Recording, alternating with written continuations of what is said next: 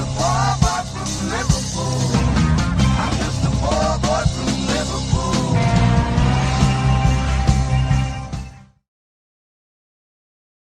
Good evening, everyone. It's Friday. It's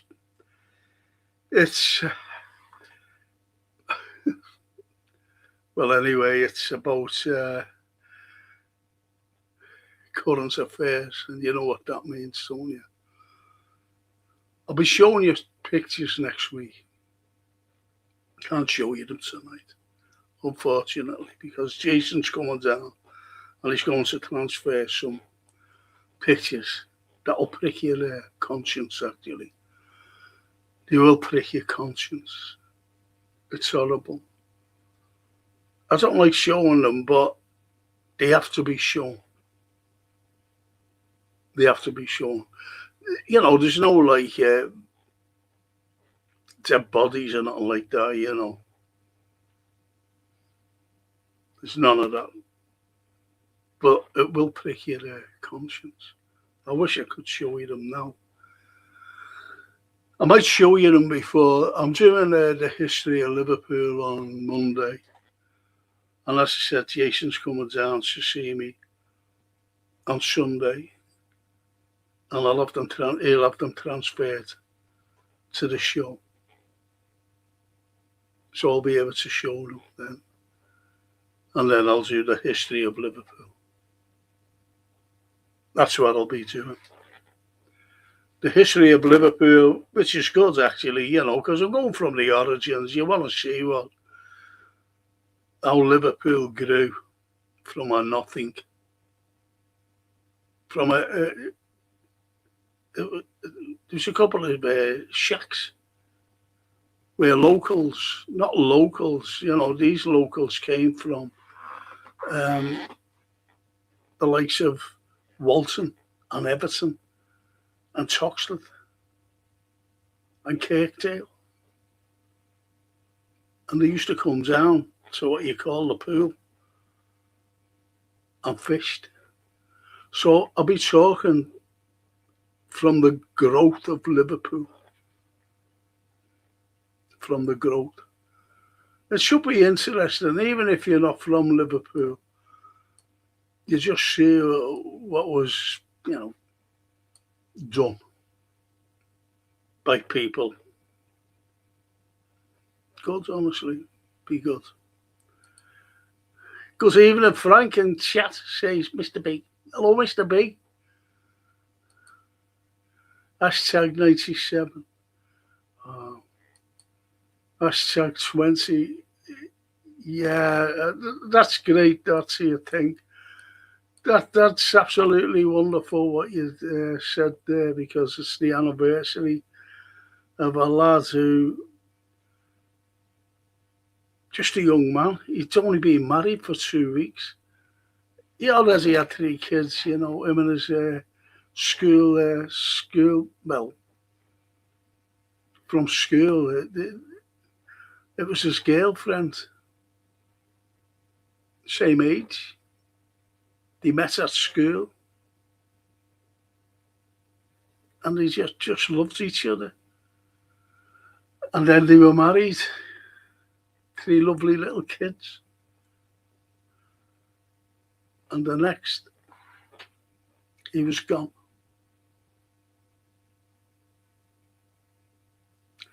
If Jason's in, I'm wondering if he can stop all that. Can you see all that stuff flying about on me?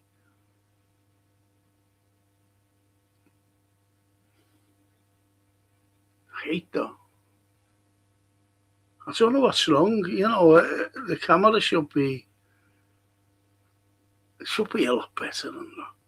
It's an expensive camera. Maybe it doesn't like me. Let's see if we can stop it with the lighting. It's ridiculous. Bear with me on this, people, please.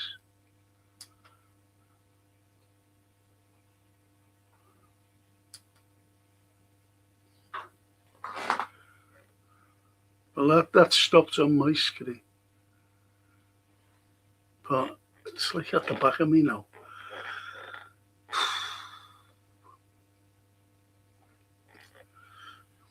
Thanks for that, Mr. B. Thank you.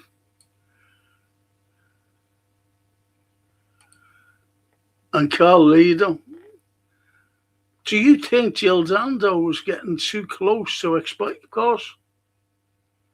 She knew everything about the paedophiles. To Jill. Don't forget she was an investigative reporter, albeit she was a presenter.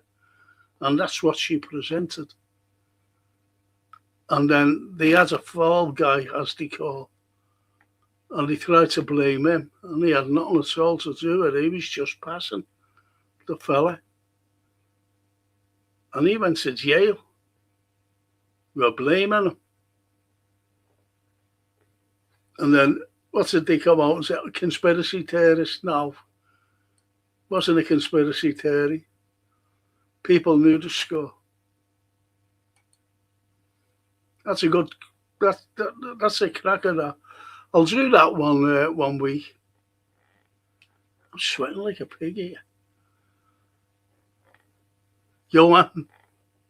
Good evening, Frank and Legends. Smash the likes on the way in. Thank you. Yo, man.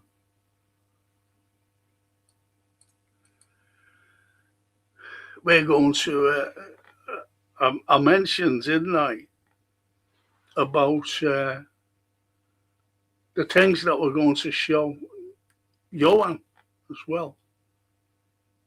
And it's great, you know. We'll speak about it nearer the time. I want to do it next week or the week after. Got to get hold of someone first and get permission of something. And it's unbelievable what we tend to do, or what we intend to do. And as I said, I mentioned it last week or earlier this week about literature. You've got to understand literature. I'm not saying, you know, don't take that the wrong way. Please don't. It's like visionaries. Everybody knows about Eric Blair. Orwell. Everybody knows about him and the visionary that he said about 1984 in his book. And the prophecy's all coming true, isn't it? But you had others as well. Believe it or not, you had others. Look at H.G. Wells. Look at Jules Verne. Incredible. Even Leonardo da Vinci. Leonardo da Vinci, you know, where you go, well, what's he got to do? Shakespeare. Everybody loves Shakespeare. I think not everybody, like, but if you know about Shakespeare, but the things that he envisioned and what he taught of the establishment and hidden speeches and stories, incredible man. And it's things like that we'll be talking about.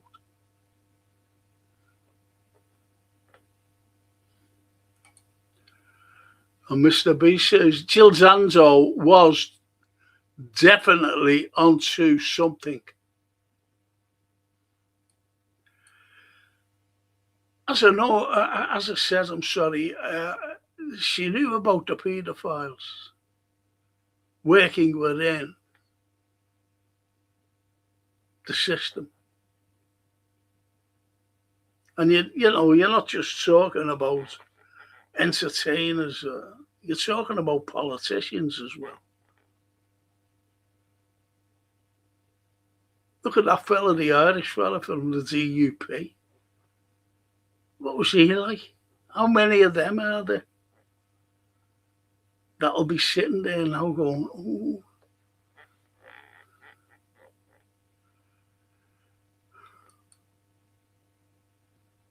And George Fitzgibbon, hiya George. Even a Mr. Carlyle, I was born in Hector Street, Kirkdale. Hector Street, well, I'm not sure about Hector Street, to be honest, but Kirkdale was a little thing, a little deal,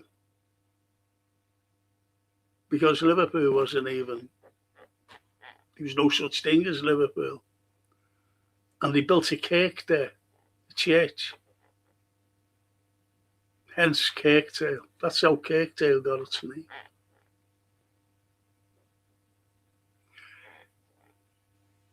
Hector Street, I think Hector Street was named after, it was Greek mythology. I might come to it a bit later on. Hector.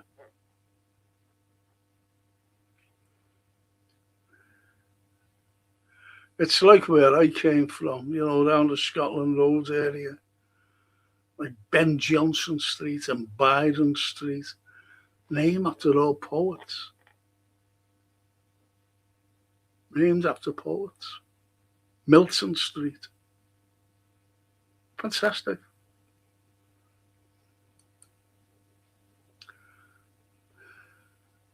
Get smashing the like, says Mr. P. He's threatening.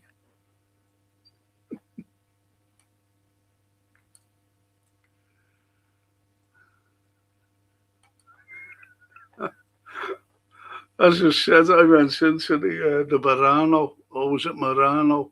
We're quite sure now. Oh, blimey, it was roasting. It was roasting outside, never mind, walking around. Venice. So he decided to go in there. Oh, yeah, I'll have a look at that. We was on the guides at saw. I only lasted there 2 minutes.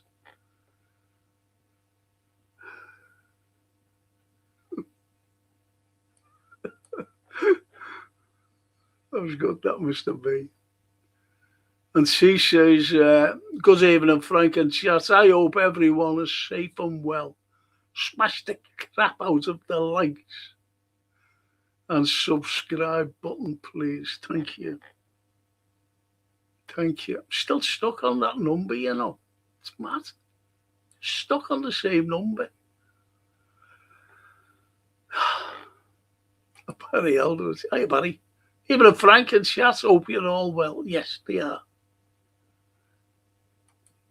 They are, mate.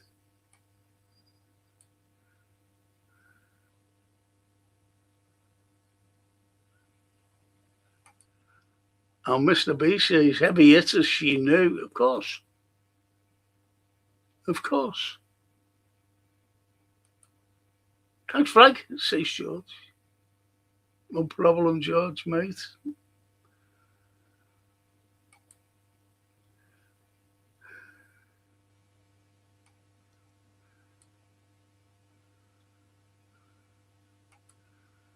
And Granddad lives in Benedict Street. So you just lived around the area, yeah. That's what loads of families did. They just lived around the area. Where they were born. As they grew up, they married, they just lived around by where the mum lived and the dad. It was just a thing. Didn't want to leave the apron, the apron strings of the mums, to be honest, and the Sunday dinners.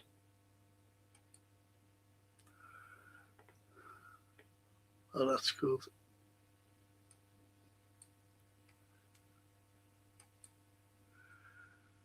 So tonight, they are. It's like Jill Dando, getting. She was murdered on a doorstep.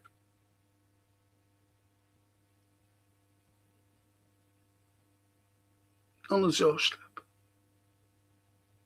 And I forget his name now. I forget his name, unfortunately, the lad who was accused. And even I knew at the time, I said, he's not dead. No, he hasn't done it.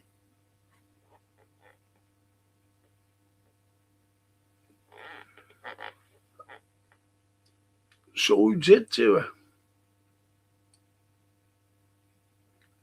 And who ordered the thing? The assassin. She was assassinated. Simple as that. Not just murdered.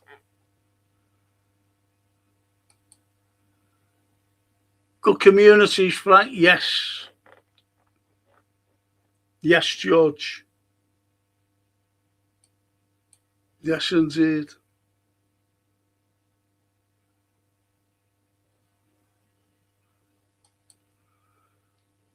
And CW, was his name Barry George?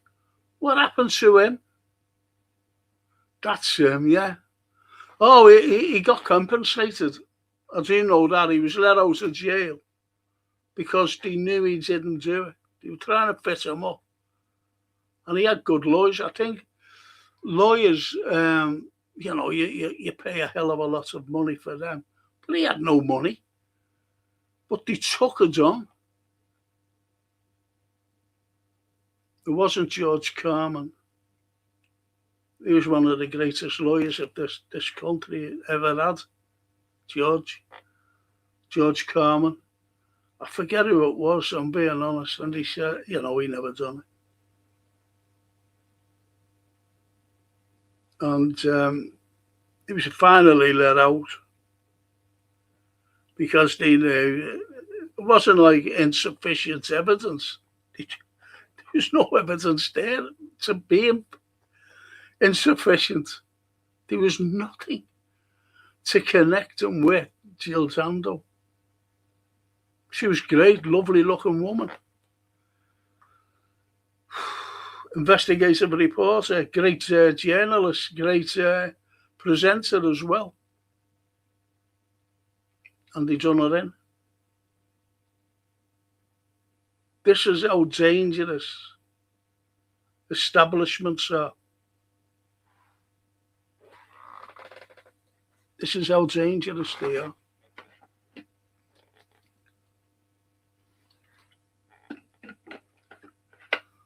And it's a shame, really, because when you see people that are trying to investigate and what happens to them, the greatest is I always forget her bloody name, actually. The American girl who was investigating JFK. I always forget her name. And she was killed. She was killed. That woman. She knew who done it. Oh, gone. And now we all know who done it, told me.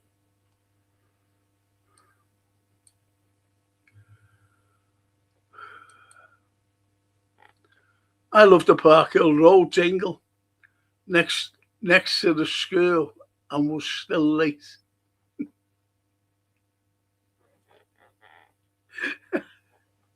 Next door to the school.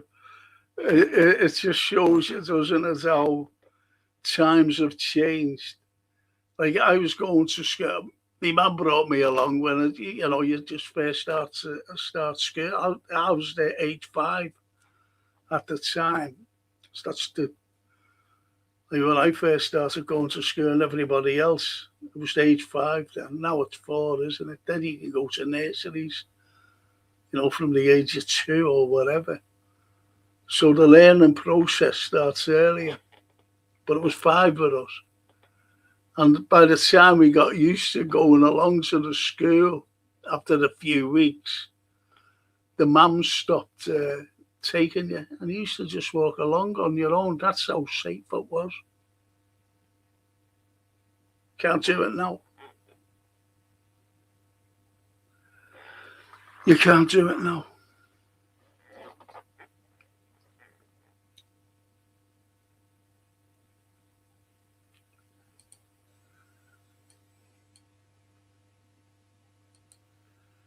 The boy accused was as thick as a Docker sandwich He could barely make a roll. Yeah, you know, you knew. You just knew that he never done it.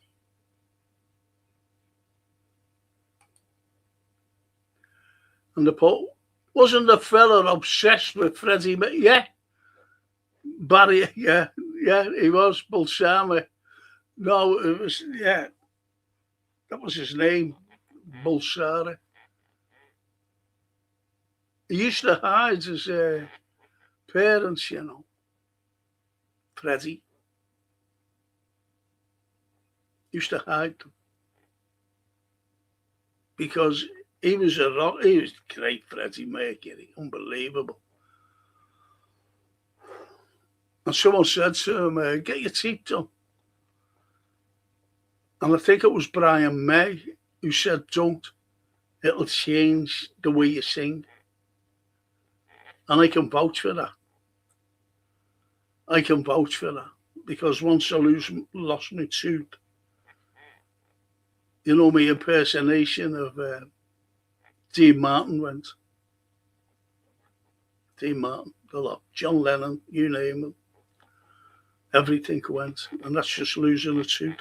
Just imagine getting teeth straightened.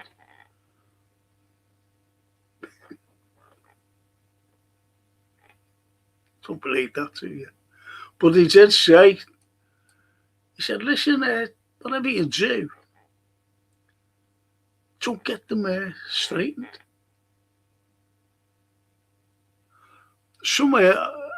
Some dentist in Harley Street or something said to him, "I'll do them for nothing."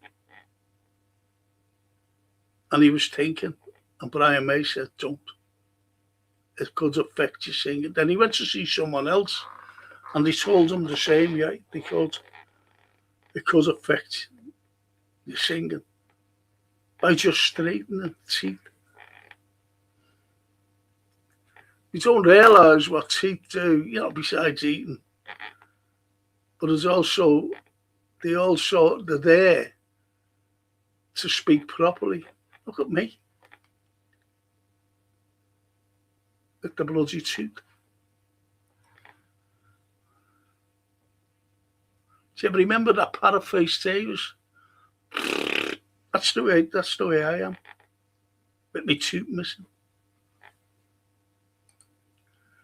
Dorothy Kilgallen, thank you, poet. That's it. I always forget her name, unfortunately.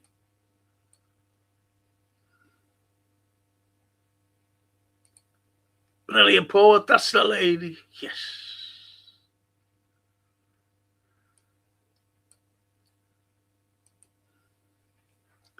And George says, we moved out of Kirkdale when I was 3 in 1969. We moved to a new estate called Netherley. The rooms weren't even fully built then. No, they weren't. That's where they were moving them all around. The likes of Kirby, in the very early 50s, when Kirby was being built, people were being moved in there. And, even the pavements or anything weren't done. They just had all the slabs, piles. And same as Netherley, the same as Skelmersdale. Blimey. It's the same. All the new estates.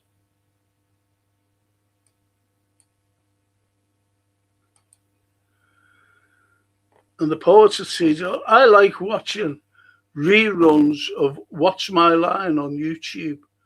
Kilgallen was a regular on that. I remember watching one of them poets, and I think it was, who was it? There was a guest, I think it was James Cagney. He was a guest. They had to guess who it was. And Johan says there's a new Senate testimony in America where the CIA confirmed that Jack Ruby and Charles Manson were agency assets. Project MK Ultra.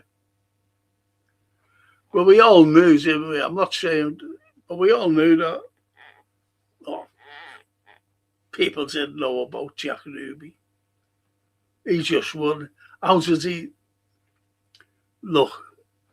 The President of the United States, even at the time, I was a very young person. And at the time, Jack Ruby walks into like this underground facility. Think about it.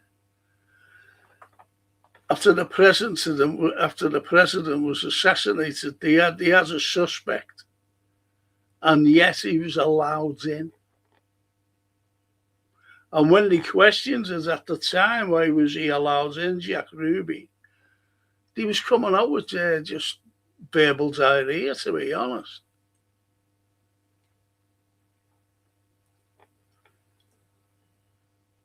Just making excuses. And people knew, I'm talking about adults at the time. I was only young. But I knew something was like phony then.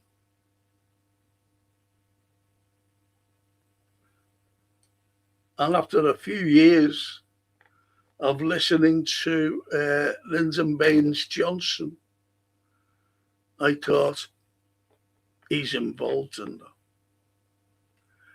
Definitely involved. And then I think he was told to stand down. And he came out and said, I'm not standing for a second term. He was told. We're all puppets. Presidents from JFK onwards. I love Dino and Sinatra. The Rat Pack. Couldn't get any better than those, could you? Dino Martin, Dino Cricchetti.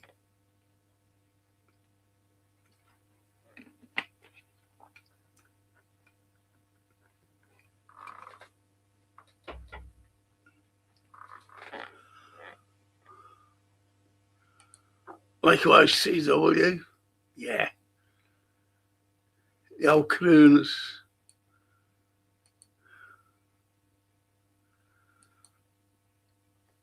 Good evening, Frank and fellow chatters. So sad day all round. The first anniversary of the late number 2. Rest in peace, Diogo and Andre. You'll never walk alone. Could you imagine the parents?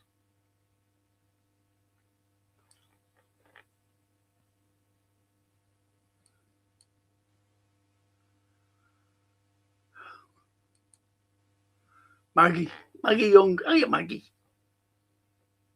I lived in Walton Breck Road when I was 3. Then we moved to Anglesey.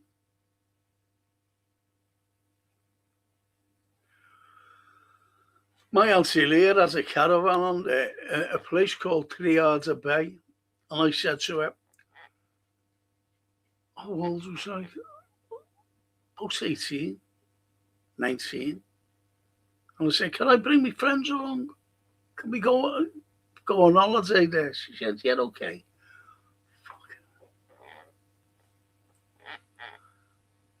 All the mates, you just couldn't pick, like, well, you can go and you go. It's only a little caravan. Fucking loads of us were in it. That's a great laugh, though. And you think about it. And you know what? We didn't even wreck the caravan. It was just left in pristine condition. The lads were great. They respected things then. I don't think they'd respect. I'm not talking about my mates. I'm talking about today's generation. I don't think they've got any respect for anything.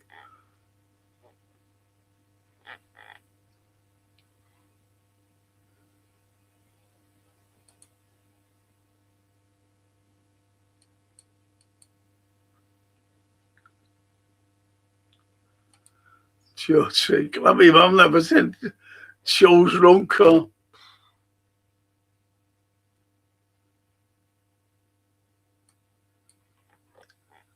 Some bad places though. But that's for that's for Monday night. That when I do the history of Liverpool.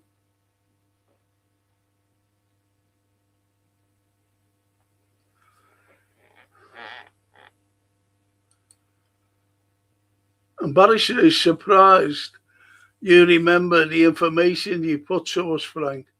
Never mind a woman I've never heard of.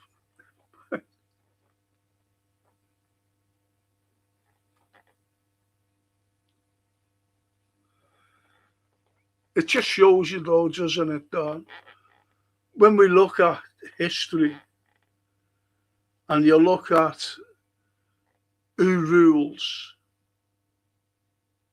and you've got to take notice of those rulers. And it goes back hundreds of years, hundreds of years. You had invading forces. And people say about the Romans, when they came over, the Claudian invasion. So people say, like, oh, well, they invaded us.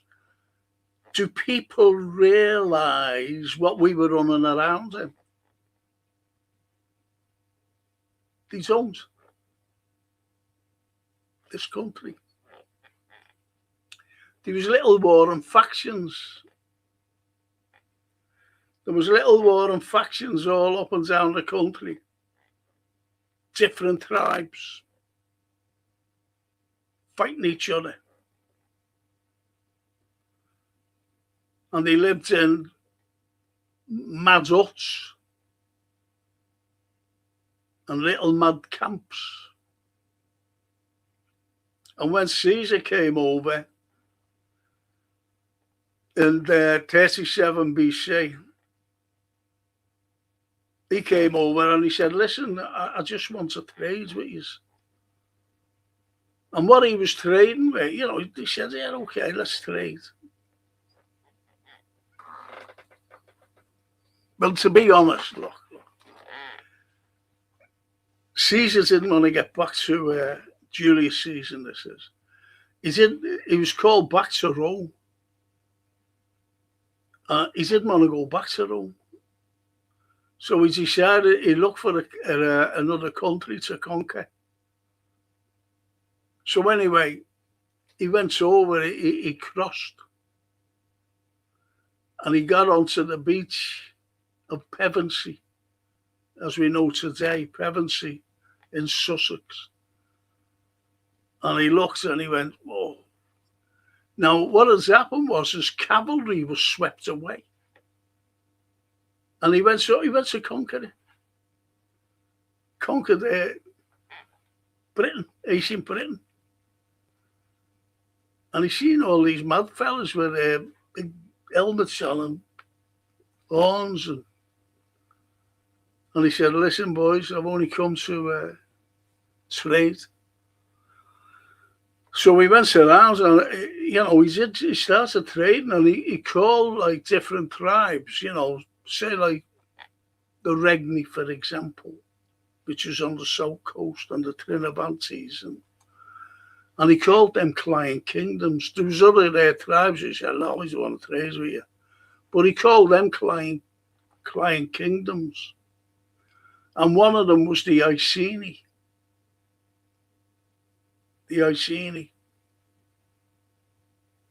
And the other was the Brigantes. But there was a few others as well. The Parisi, for example. So over 100 years later, Claudius needed a battle. Because the Romans, when he was elevated by the Praetorian Guard to be emperor, after Gaius, we all know as Caligula, they really needed, they wanted protection of a great leader who was a former military person, because they were all military. Even Gaius was a military person. So they needed to elevate him into a military general, so that the people of Rome will go, oh, great, we are going to be protected by a great military man. So anyway, but they needed a motive to get over to a country. And there was only one country that was left, and that was Britannicus, as they called it. And they had to cross a river, which was Oceanus Britannicus. And that was the English Channel, as we know today. Or the real name is the Straits of Dover, believe it or not.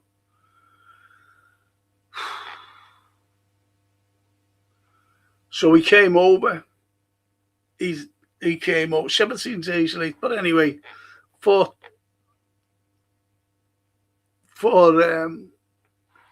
legions came over, 40,000 men. That was a hell of a lot to take on Oceanus, to cross Oceanus Britannicus, which was in the Roman times, crossing big rivers like that. There was known as evil omens within it. So anyway, forget that. And then they crossed. And then they took on the Britons, the ancient Britons, and defeated them. Stayed there for 500 years. But Claudius got his victory. Now, as it says, they needed a motive, and there was a fellow by the name of Vericus. And Vericus, he was a client king. He came over to Rome. He went to Rome and he said, listen, there's men that they're trying to take over the tribe, and they don't like you and all this. He said, okay. And that was the motive. So he has an invasion force of AD 43.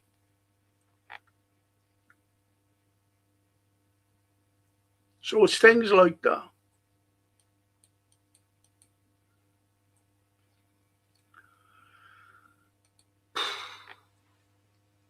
Just think of the great Freddie Mercury dies of full-blown AIDS. He was a great performer.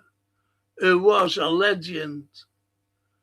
Love his songs. I think everyone did. And that was the pinnacle, wasn't it, of AIDS? It's the 80s.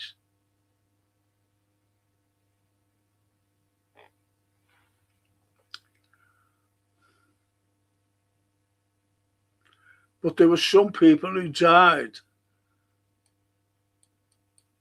of AIDS through blood transfusions, which is terrible.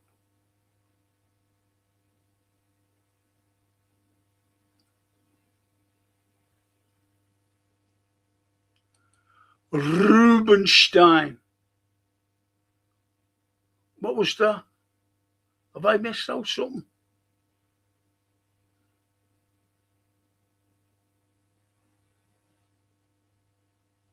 I missed out on something.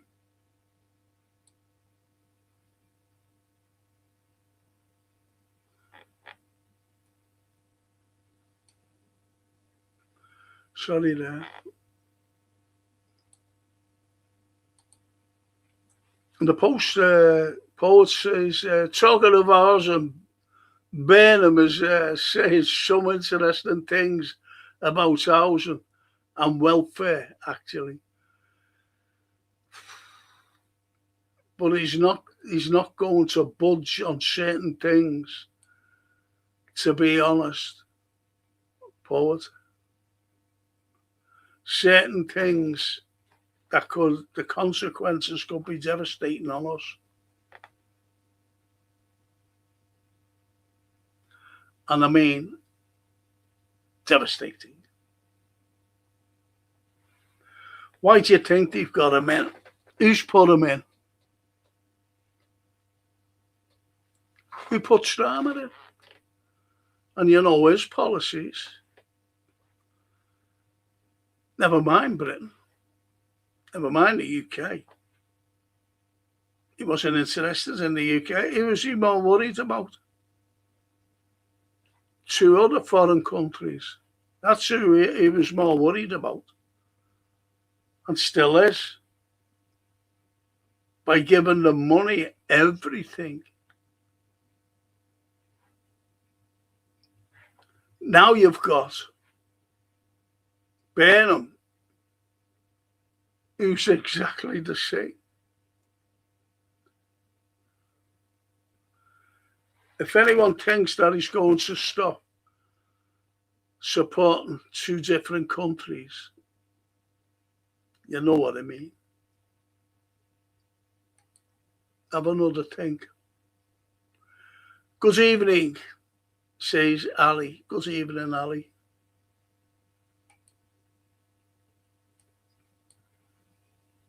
And Stephen says, can't beat the king of rock and roll, Elvis Aaron Presley.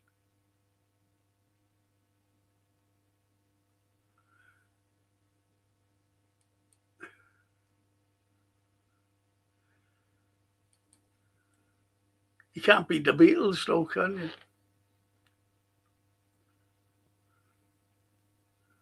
Maggie says, work that end.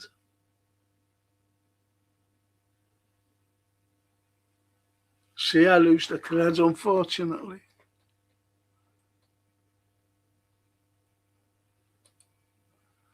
And Maggie says, weren't they scared? No. See, no, the Romans you're talking about, Maggie. What has happened was people were, ordinary people, were scared of the Druids because the Druids had human sacrifices. And the Romans, to the contrary of what people believe, the Romans hated human sacrifice. They always had an animal to sacrifice, especially a big bull, the Romans, not humans. And what they did, Maggie, where you live, they actually got the Druids together and they forced them up.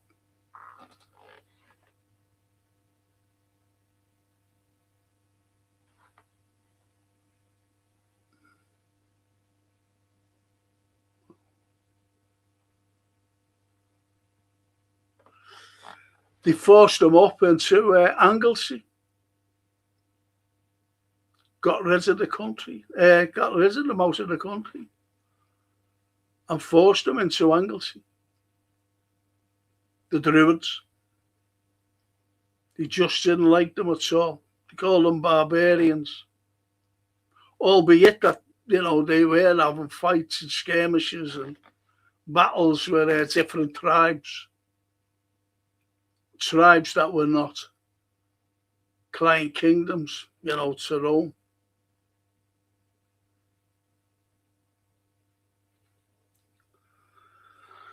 So they were fighting them. One big, it was the biggest tribe, and that was the Brigantes. And that was held by a queen called Cartamandua.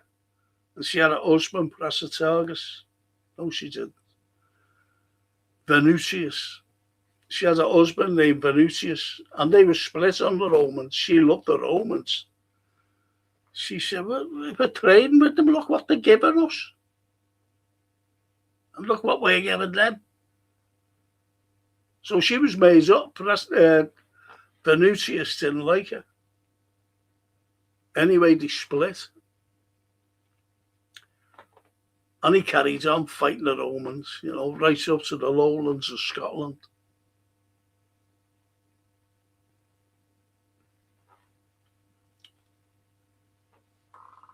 So that's the Druids for you. The Romans hated them because of the human sacrifices and forced them up to Anglesey, where you live now.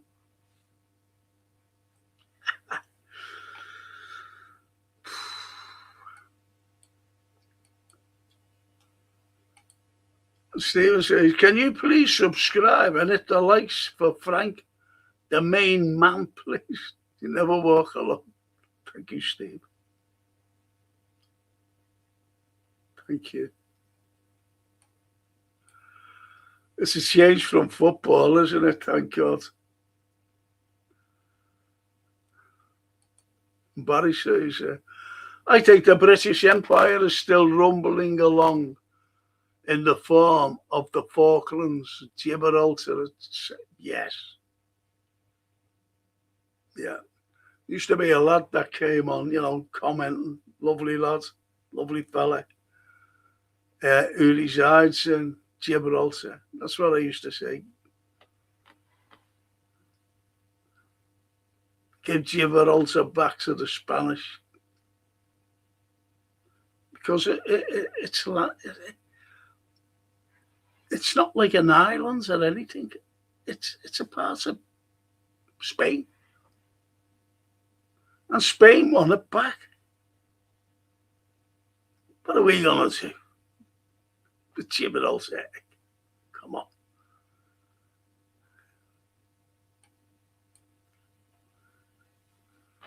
Nelson and Drake are long dead.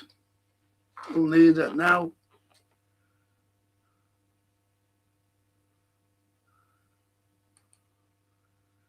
It's Julius. Well, Kaiser is king, isn't it? It's like us. We could, Emperor is king. We could call him Julius King.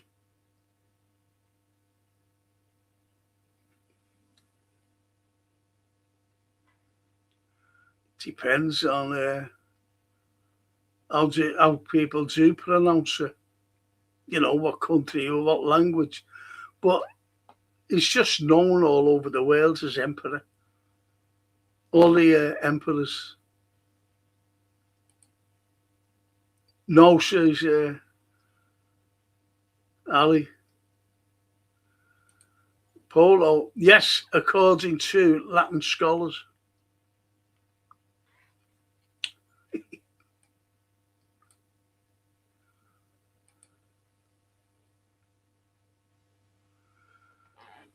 And Ali said, never heard about it. Romanian language comes from Latin language. If I read Latin, I'd understand it, but I cannot write it.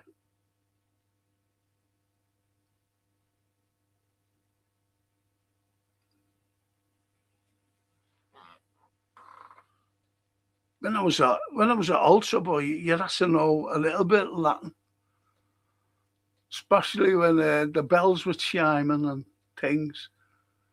Ding, you had to ring the bell on the altar. Because you always got a cue off the priest, you see.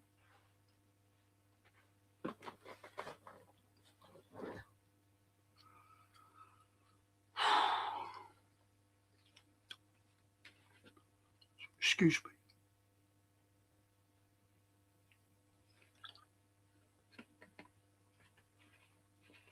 Get me hair cut tomorrow. Gonna get a cut head short. Not like a crew cut or anything, but I'm getting a cut short. I'm fed up with the, the hairdresser coming in just before I do the show to do me hair. She said, oh, wait, Frank, why don't you get a cut short? I'm fed up coming here. Oh, okay, then. Okay, Melanie.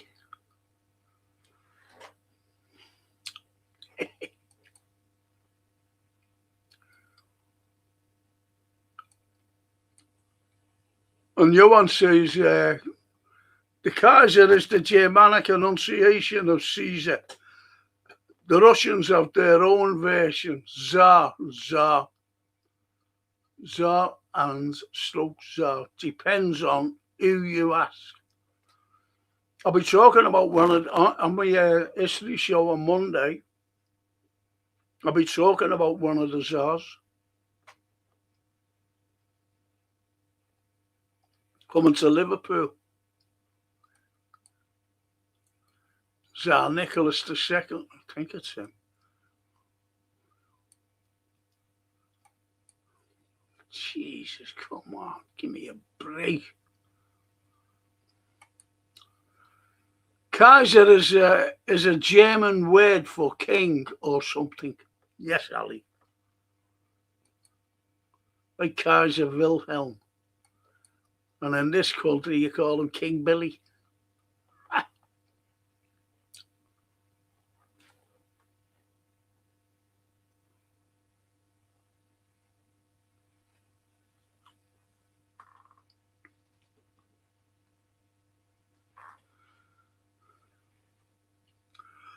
And the polo says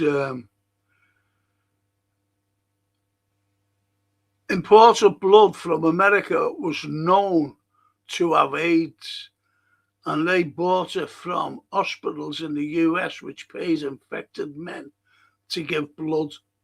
France, Sweden never allow foreign blood into their country.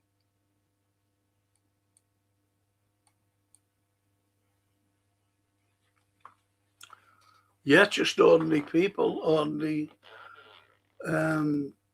even married people, just ordinary people getting affected by it. Infected blood.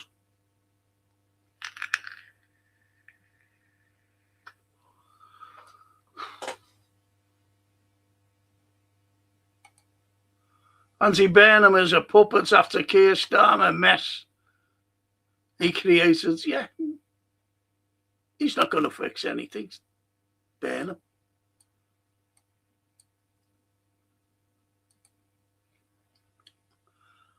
And Ollie said, yes, I've never heard of the Roman Empire doing human sacrifices, only animals, especially lambs. Lambs. Big bulls for the emperors. It was only to their gods anyway. And Stephen says Ringo Starr was lucky man of the Beatles. Shame he hated his own city when he slated Liverpool on the Jonathan Ross show.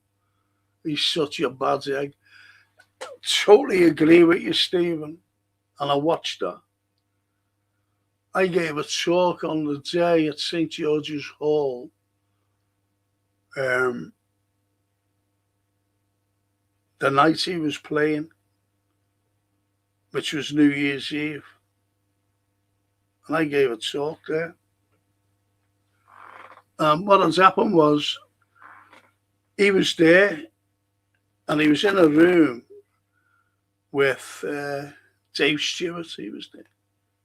And Dave Stewart said, he didn't like Liverpool. Dave Stewart came out and said it. I was passing, I was listening to them.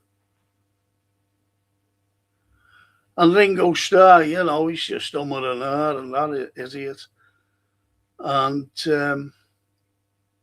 as you said about the Jonathan Ross show, when he asked him, do you miss Liverpool? He said, I miss nothing of Liverpool. Do you know where he lives, by the way? Bet you people think that he lives in America. Doesn't. And he certainly doesn't live down the road from me. And Paulos says AIPAC run America's politics. Of course they do. They run everything AIPAC. And I mean everything. And I've always have done. Wonder if John Lennon was alive in today's world, the world will be a better place. But give peace a chance. That's why they got rid of him. If anyone thinks that the government were involved in his death,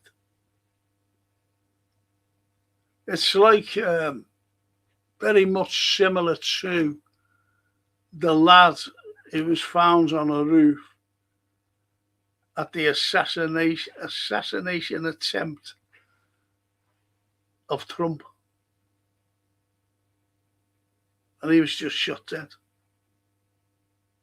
Shot dead, just lying there. Why didn't they arrest him? Why didn't they arrest that lad? They had the means to. They could have just shouted orders at him. What was he? He was a Lee Harvey Oswald came out with a saying when, they were trying to interview him as he was being escorted. And they were just asking him questions. He said, "I'm a patsy. I'm a patsy," he said. Turns out that he was. But when you look at this fella, Patsy on that roof, they kill you. And if you think that was the assassination plot was an assassination plot, forget about it.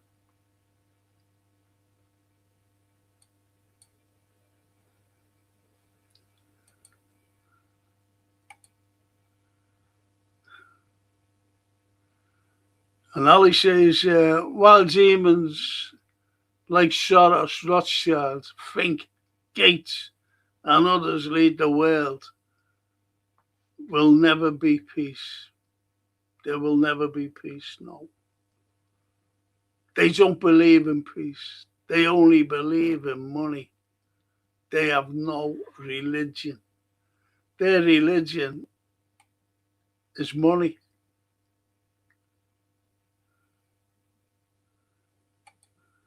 It's the Slava Franco.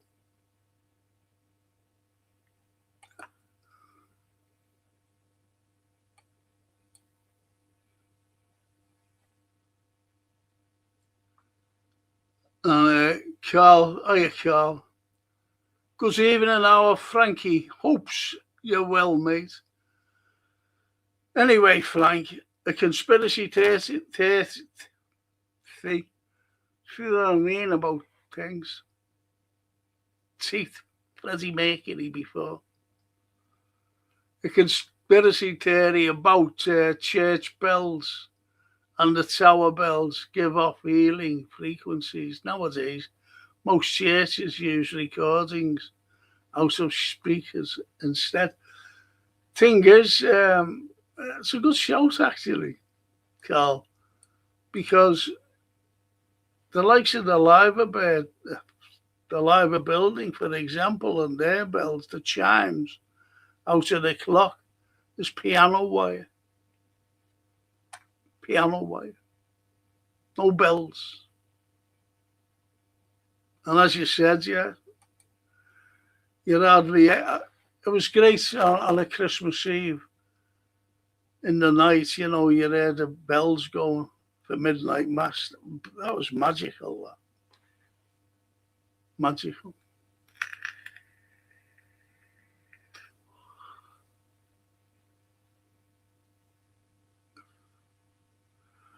Italian, Romanian, or French are all Latin languages, but I don't understand why the French language is so different than ours. Romanian and Italian have many similar words. Around the world has, to be honest. I'm not outside, I think the heat gets to me.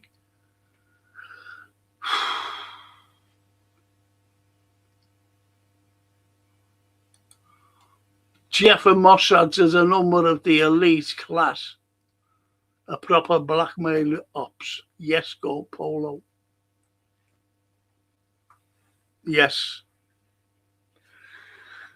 I was talking to my good friend Johan,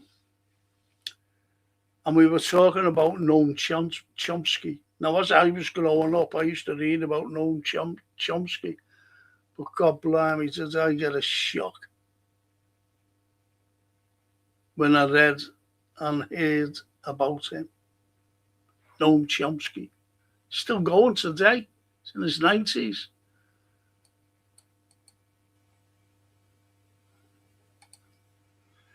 And Ali, well, Frankie, we need that Roman Empire back to conquer Europe again. Yeah. Europe's finished, as far as I'm concerned.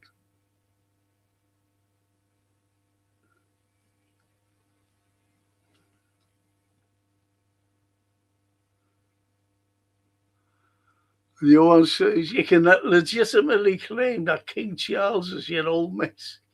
Couldn't I? And Clint Eastwood. Me and Clint and King Charles. The three amigos.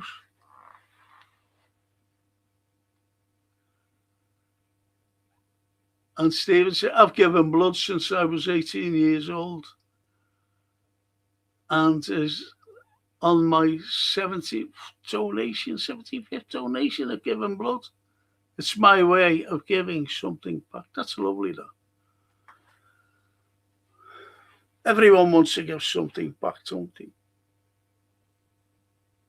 Everyone.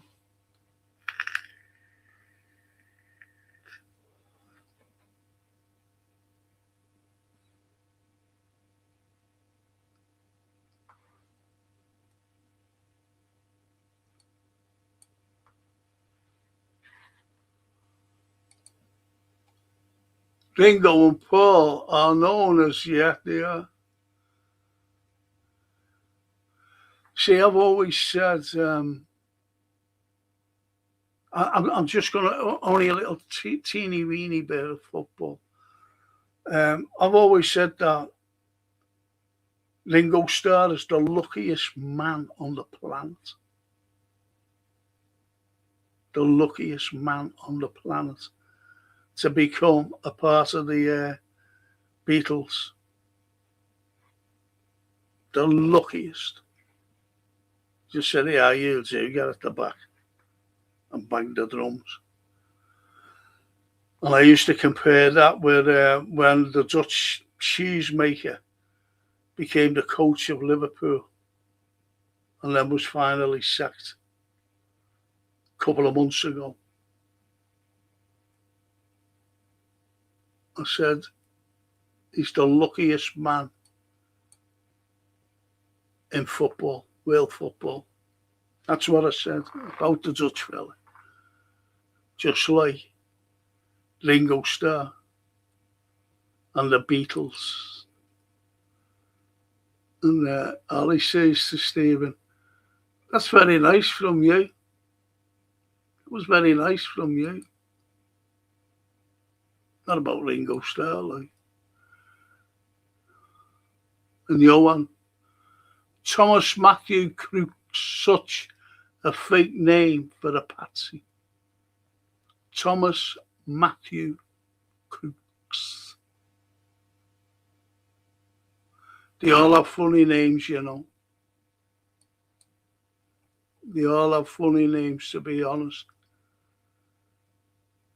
Johan. And he carries on. Bells are known to have healing effects. And Eastern is sort of esoteric mythology.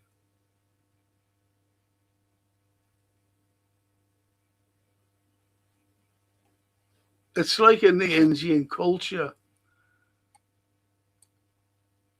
I'm going back, and what one of their symbols was a swastika. And I always remember someone writing, they said, the Nazis. Until someone had explained that what they're looking at is 1,000 years old. The big swastika. They've always had it. But they don't show it now simply because of it. You're tired, Franco. Try to get some sleep, says Ali.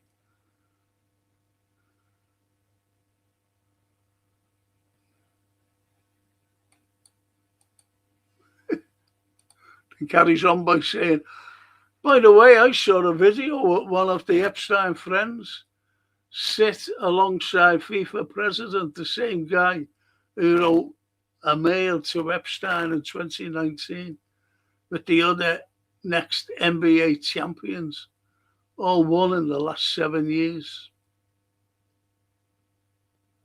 We acted all at it. So for me, it's clear everything at this World Cup is staged, says Ali. Of course it is.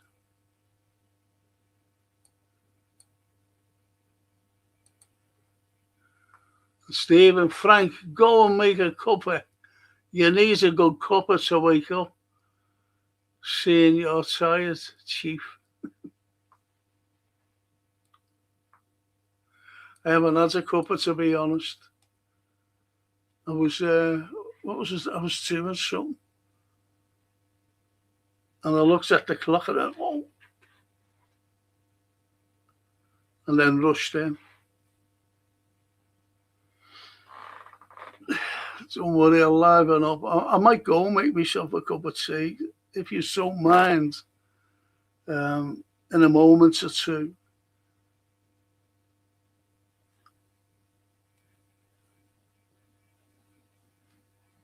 In a moment or two.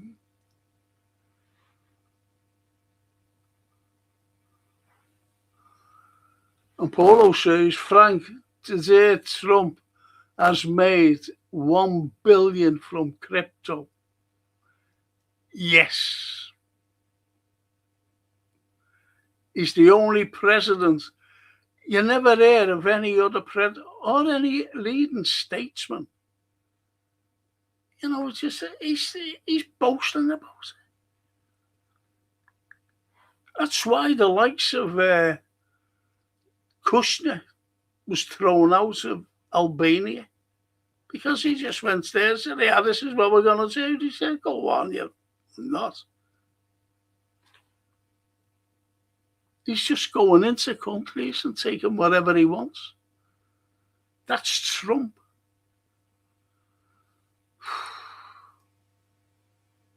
Stephen says Paul McCartney is a top-class snob. That lazy Heather Mills took him for his millions, then she left him. He was a broken man after Linda. Yeah, he was a broken man after Linda. But she was horrible there. Heather Mills. Horrible. I don't know what he's seen in that woman, to be honest. The dancing peg. And the other one says to Ali, he talks about Aunt Chutney all night after the stream. Does anyone believe in Aunt, you know, ants? Chutney, making chutney out of them. But they have to be red ants, not black ants. Or brown ants. Genuine, that.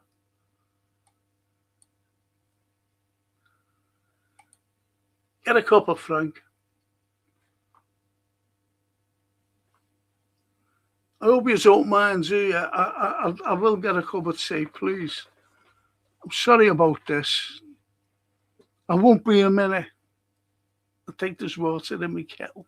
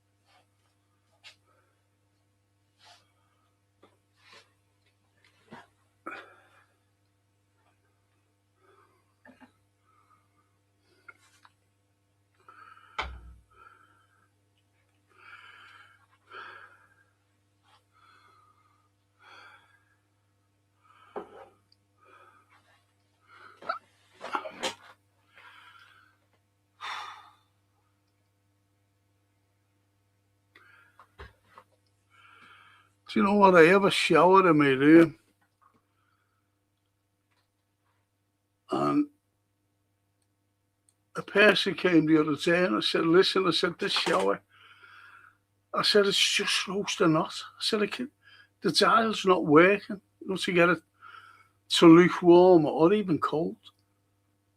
Okay, I've been getting up at 7 o'clock every morning, waiting for them to call. No one's called. Every morning. That's why I'm tired. I'm all right now, I think it's worn off. Stephen, take a break for that. Go and make a cup of tea. Would you not mind? As you need to wet the lips, my friend. Peace.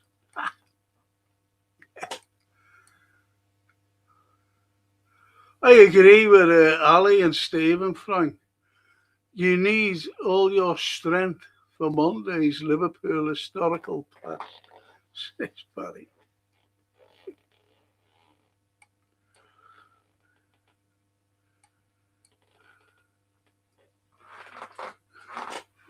I have to get a new chair. Pissed off with this one. I've had it for years. And Ali said, I don't know if you remember, but at our game versus PSG at Anfield, the 20th, they showed the commercial with PSG versus Bayern next week. Even if the game was just started, everything is staged, all corrupt demons.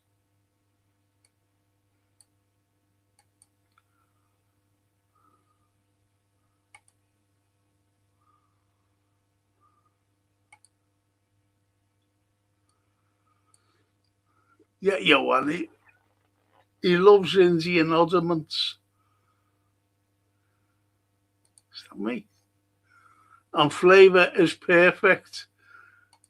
Is that about the ants? Ketchup. Not ketchup, chutney.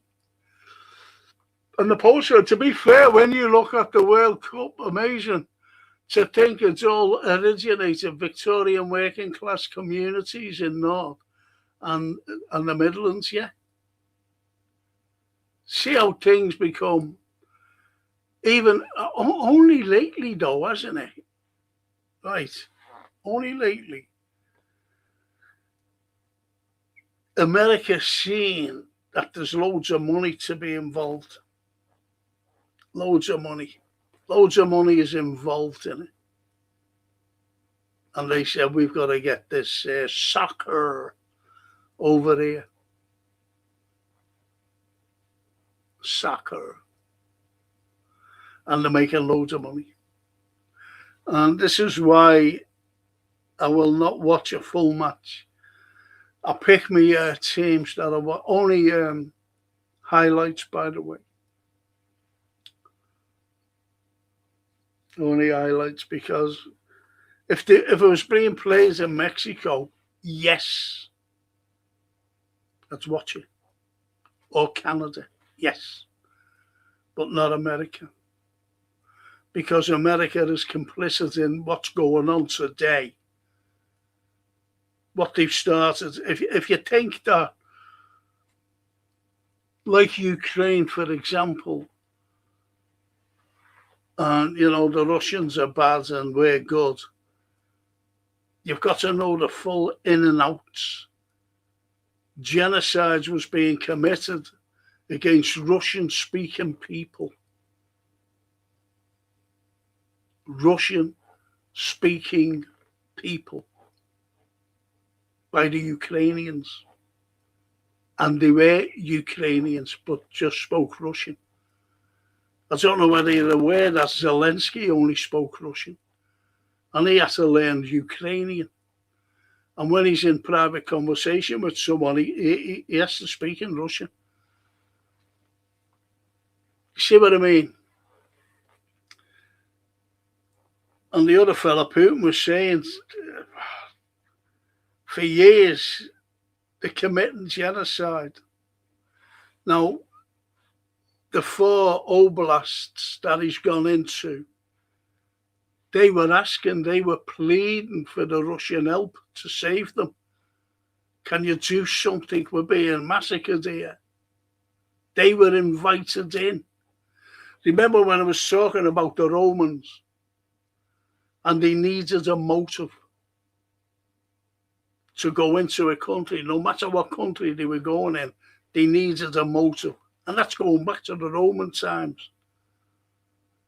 Well, again, today you need a motive. But with the Russophobe, you're not getting told these things. With the Western media, you're not getting told anything. All you're getting told is that Ukraine are winning. Well, why haven't they taken the oblast that Russia have taken? And why, when they get to Odessa and they take Odessa, which they will do, Ukraine is then landlocked. What are they going to do? You've got NATO and they're terrified if they do take Odessa. So what are they going to do?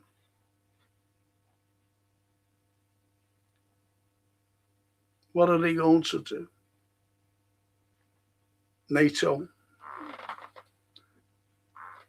See, we're that much away from a World War III. They'll start off with, these big missiles that they've got. Then it'll end up with nuclear.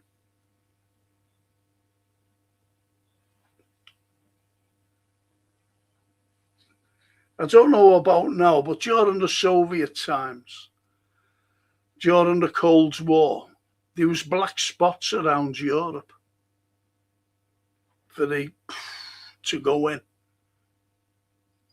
Whether it was a nuke or missiles, but I think it was a nuclear missile. And the blackest spot, believe it or not, was Liverpool. Because this is where all the thing was coming in. All the nuclear stuff for the Americans, for silos. That was the blackest spot in Europe.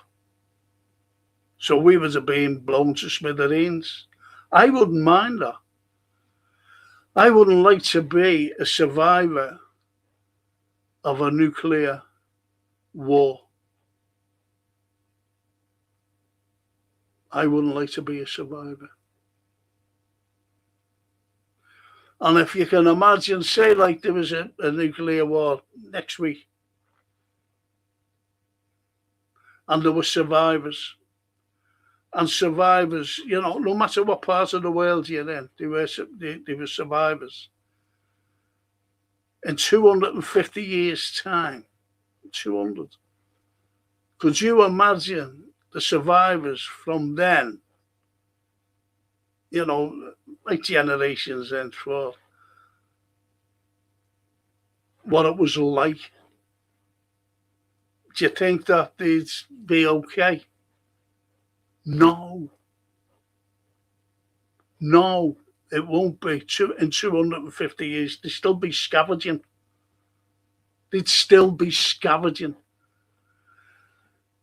From where we are to today, you can go back to the Middle East 5,000 years ago. Even 10,000, which has been carbon copies of pyramids. And I've always said, who built the pyramids? It wasn't some Egyptian who came out and said, I'll tell you what, lads, shall we build this? What's that there, boss? It's a pyramid. What's it going to do? Oh, well, we'll just put it up there and throw a pharaoh in there. That could be his mausoleum. Do you really think that happened on those pyramids? The pyramids of Giza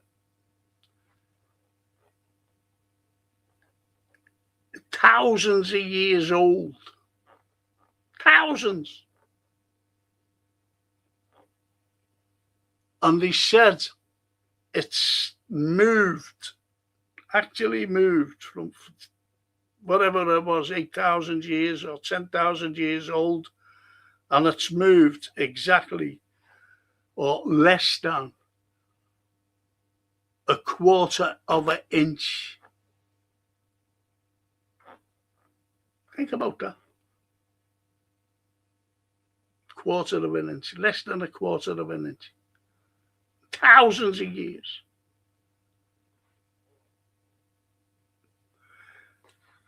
My point says survivors 250 years after a Holocaust of nuclear apocalyptic thing after the nuclear attack. What would they do? Say like us lots on here now, right now, and we survived it, and we got together. Said, okay, yeah. Tell you what, shall we get electricity going? How? Tell you what, I tell you what, let's build a fountain. How? How? Everything's devastated. Gone. Blown away. So how are you going to survive? How are you going to communicate? There used to be a smashing series on the telly back in the 70s, early 70s, called The Survivors. But it went a bit daft after a while. Just bit me lip again. It went a bit daft after a while. You know, when they do a third, second and third series. But the original series, absolutely brilliant. And you see them how they survived.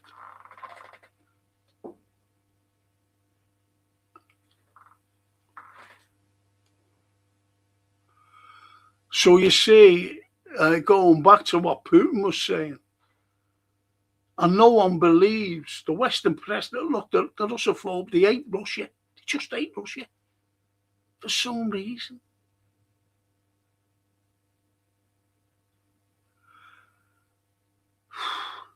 So they look at Russia and they don't believe a word they're saying.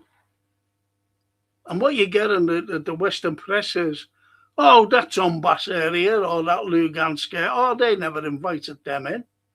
And they did. And then they had a referendum in each of the oblasts, including Crimea, and was asking the people, do you want to stay with Ukraine or do you want to go into the Russian Federation? And they all voted.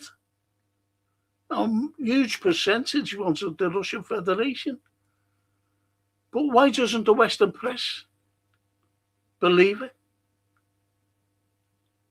Because they were coming out, weren't they? You know, the Western press saying, oh, they were held at gunpoint. What a load of nonsense. To go and vote for the Russian Federation.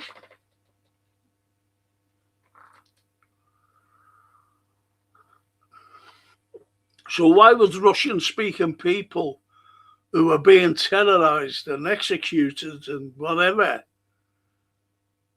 by the Kiev regime would want to stay with them?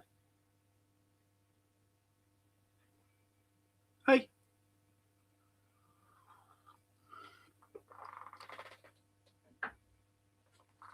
Better.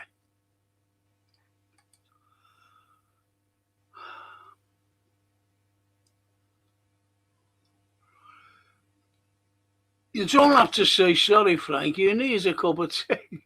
So we don't mind you having a break. It's needed with you, tired mate. Thank you. Thank you. I've got it there now. And Lally, wonder how taste and flavour. Oh, some and soup. And Barry says, shall we talk amongst ourselves, chat, while Frank gets his tea, tea leaves out of the strainer? Do you remember that? Remember that?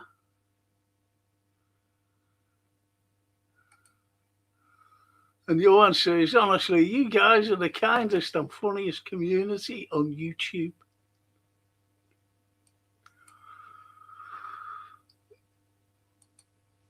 And he carries on by saying to Barry, ours is drawing where Egypt currently. Yeah, look, he's all watching the match.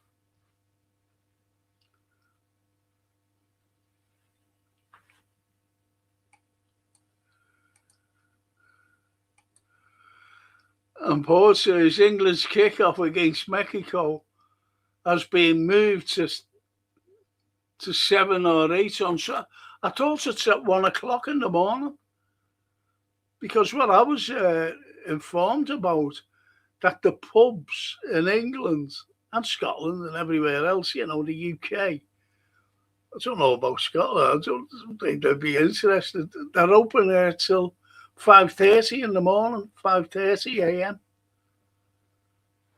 And you're saying, Poet, that it's being moved to Sunday between 7 or 8 because severe thunderstorms are due later on in Mexico, apparently. All right, okay. That shows you, doesn't it?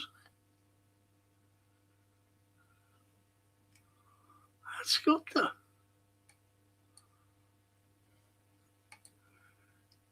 And Stephen said, get a flash Frank for future shows like tonight. We are just looking out for you, kid. So it's all good, mate. I know that, Stephen. I know. As Johan said there, this community here is brilliant. They're all fellas on here, have you noticed? Our girls have got, Maggie's here with us. I don't know whether she's still with us.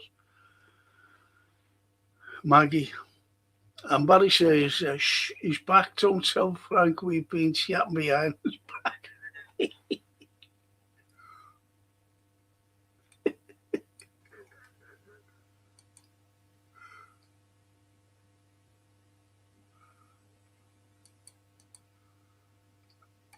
And Johan said, I wanted Iran to win. Don't care anymore. Thing is, you see, Iran, well, they have defeated them, haven't they? In retrospect, they have. And what they're doing now with Oman's saying, listen, can we, we'll join you. This is to Iran. And we'll charge if we open up the straits and charge them. And we'll go halfway. They went, yeah, all right then. Because it costs nothing, didn't it? Only because of Trump wanting to bomb Iran. So they started charging, they just laid out all the mines and said, well, okay. Iran is, how old's America? 250 years old. How old's Iran? 10,000 years old. Not going to get away with. Changed his name from Vladimir to Volodymyr. I know. The penile pianist. That's what he used to do, people. For a laugh. He was a comedian. And he was just in the entertainment business. And to get people laughing, because he wasn't funny, he used to play the piano with his penis.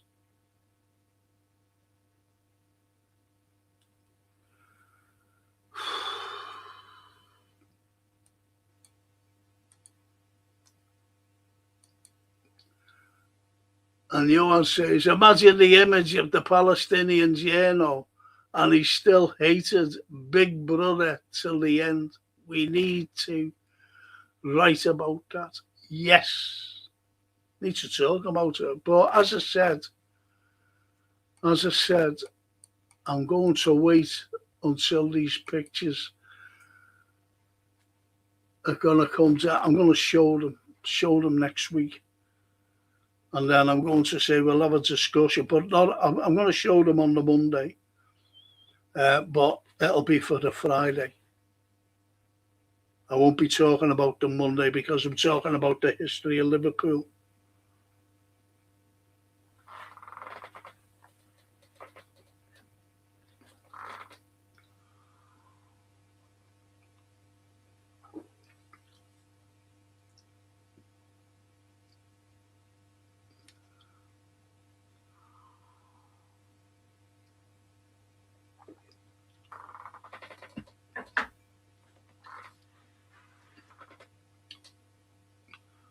And the poet says, I hear what you're saying, Frank, but there's a very few countries on earth with clean hands.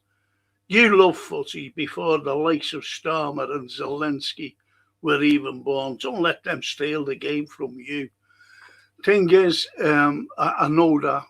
That's a great comment. Thank you so much, poet. I understand what you mean. It's not going to deter me. Look, poets, honestly, someone asked me once, why I don't support England. And it's not because of what's going on now or anything like that. I've always supported the Azzurri, Italy, because of my granddad and my uncles. They were big Italian, they always just football mad. And that's how I supported them.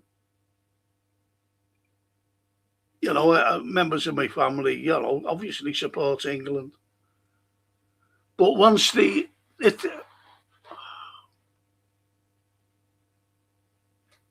how can I say this?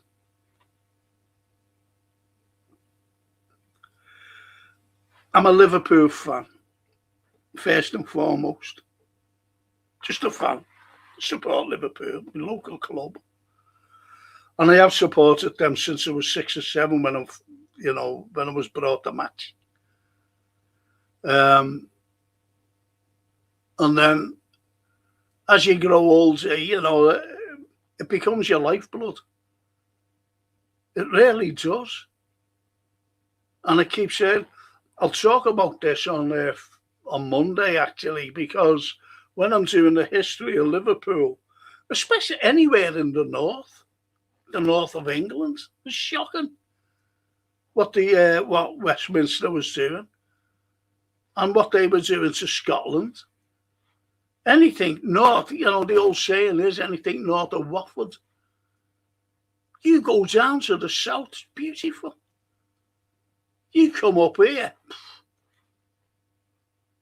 We have lovely places, don't get me wrong. I love the Lake District. Scotland is a beautiful place. The open air being there. The Yorkshire Dales have been there. When I used to bring me students over to Howard Country, the Bronte sisters, the great writers. So I've been everywhere. Stratford upon Avon, lovely. Wales, incredible place. Mountains. But imagine if it was turned around and we were all down there, down the south, and London was still the capital down the south. So you get the likes of Yorkshire, Merseyside, Scotland. Scotland will be the Isle of Wight, for example. And you'd have the likes of Merseyside and Lancashire being Devon and Cornwall. What would it be like? Be totally different from what we see today. what we've lived through. And that's why I said in the 1980s, you had Liverpool and Everton, who were phenomenal. Everton were a great side. Liverpool were.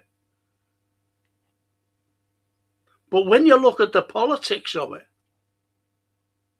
and the likes of Thatcher and Geoffrey Howe, their deputy, wanting to manage decline a city besides getting rid of a superpower union and a council.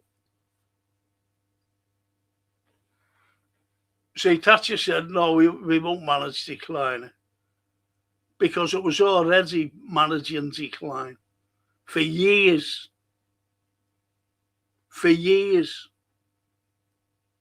But it wasn't just Liverpool, it was the whole of the north.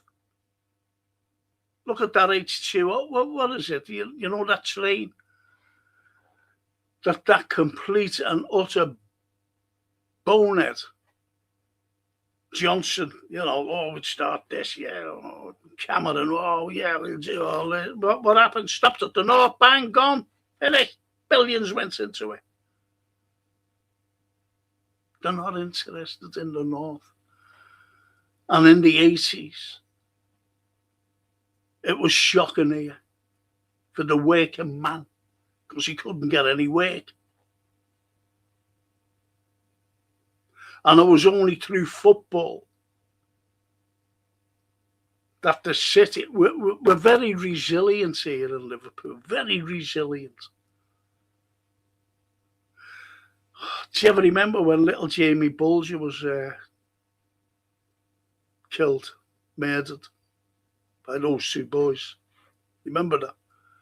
And you see the floral tribute, first time ever that you've seen anything like that. Floral tribute. Then they copied, didn't they? Someone was killed, flowers, floral tribute. That was the first time that people, because they got together. I think I put something in the Echo as well. I think it did. Yeah, it did. About that little Jamie Bulger, rest in peace. Has affected us all.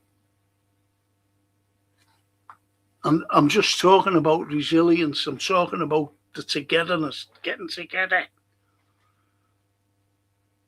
And through football, because of two great teams, the whole of the city would have fell into apathy.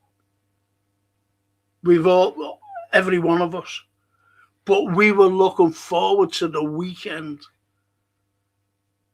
for both Liverpool and Everton to be playing. The city. And I wrote a thesis on that, by the way. Well, I wrote a paper anyway.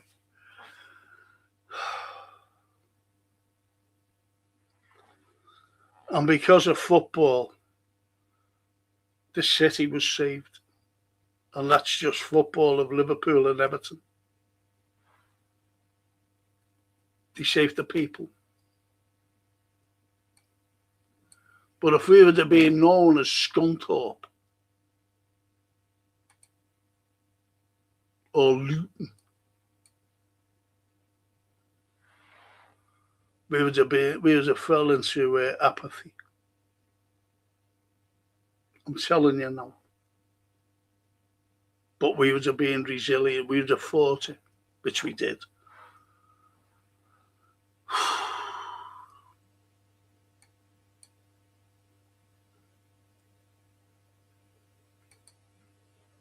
You want to say, Happy Stranded in Moscow, the most targeted city.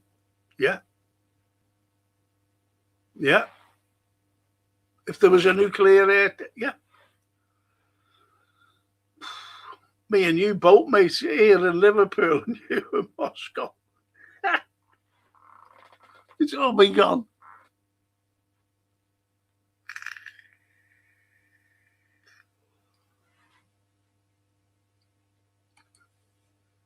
If I survive, that is, this is it. survival.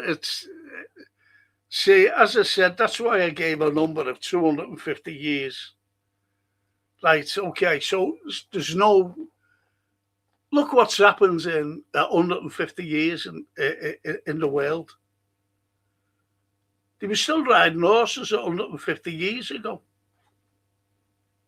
to get from A to B. And carriages being pulled by horses. Look what it is today. Look what's happening in China. They got flying cars. Beep, get out of this traffic jam. Beep, and pink, they're over. The transport's incredible. I mean, what I mean is, from the railway from 1830 onwards, and what's gone on to get from A to B. Then you had the Wright brothers, didn't you? Flying a plane. Just dropping down. Oh, great. The Wright brothers in America. But you had the balloonists. The Montgolfier brothers. They blew up a balloon. And went up in it. People were going, oh, look at them. What's that? It's a UFO. It's a UAP. And it was a balloon. It was the Montgolfier brothers. 1774. Then you had, 10 years later, a Liverpool fella by the name of James Sadler. Well, that's the history thing. I'm sorry. But all I'm trying to say is the progress in everything. You had a wonderful lady, an Austrian actress, beautiful, genius, Austrian, Hedy Lamarr. And what did she do? What she invented, we're using today, the likes of phones, Bluetooth, guided missiles, believe it or not. And that girl died penniless. Look at Nikola Tesla, one of our great heroes. Well, Hedy Lamarr is, by the way. Nikola Tesla. And what he did? He died penniless. This is the greed. This is why you have wars. We all know that. Sorry to go on. And Johan says Medvedev is going to be in Iran for the weekend if Israel or America get trigger happy. It might be. Yes. Yep. And don't forget, as well, Johan, that what's her name? Laura Lume. She's wanting when Ayatollah Khomeini is finally being buried for someone to, that little country to strike at the funeral.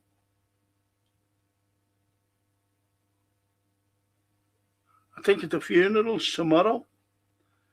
Could you imagine what would happen if that happened? A strike at a funeral.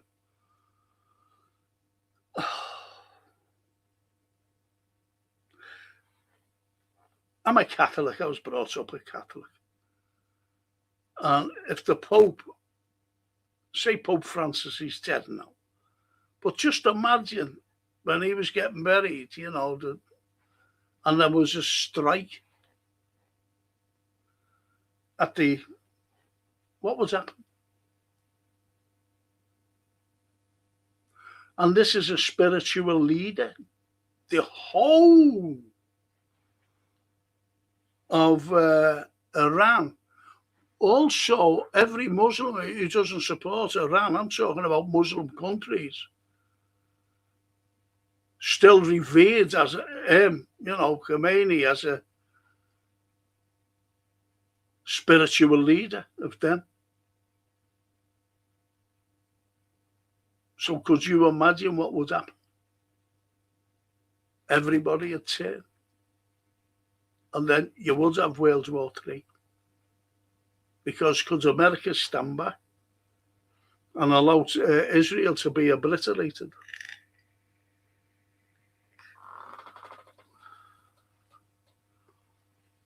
Salute. See that? See that building there? That was the very first skyscraper in the country. I don't know whether you're aware of that. And the very first building to use steel, reinforced concrete with steel in the world.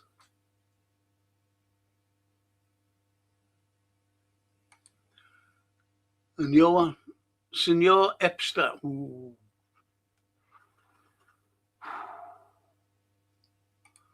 Starmer's first act.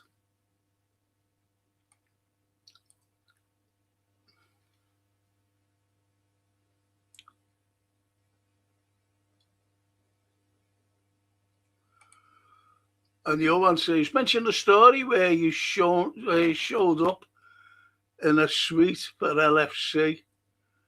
There's a couple actually, Johann. What one do you mean? There's a couple. There's about 3 or 4 stories, to be honest.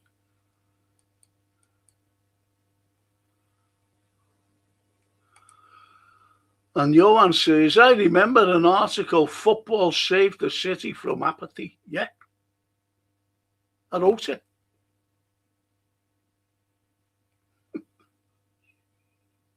Me.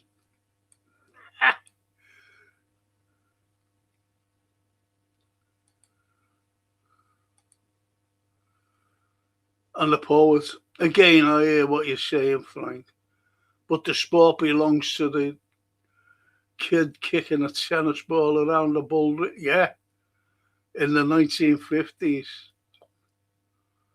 The bigger footy is, the more relevant our working class culture is. Look, there's Johann, he's a Manchester United supporter.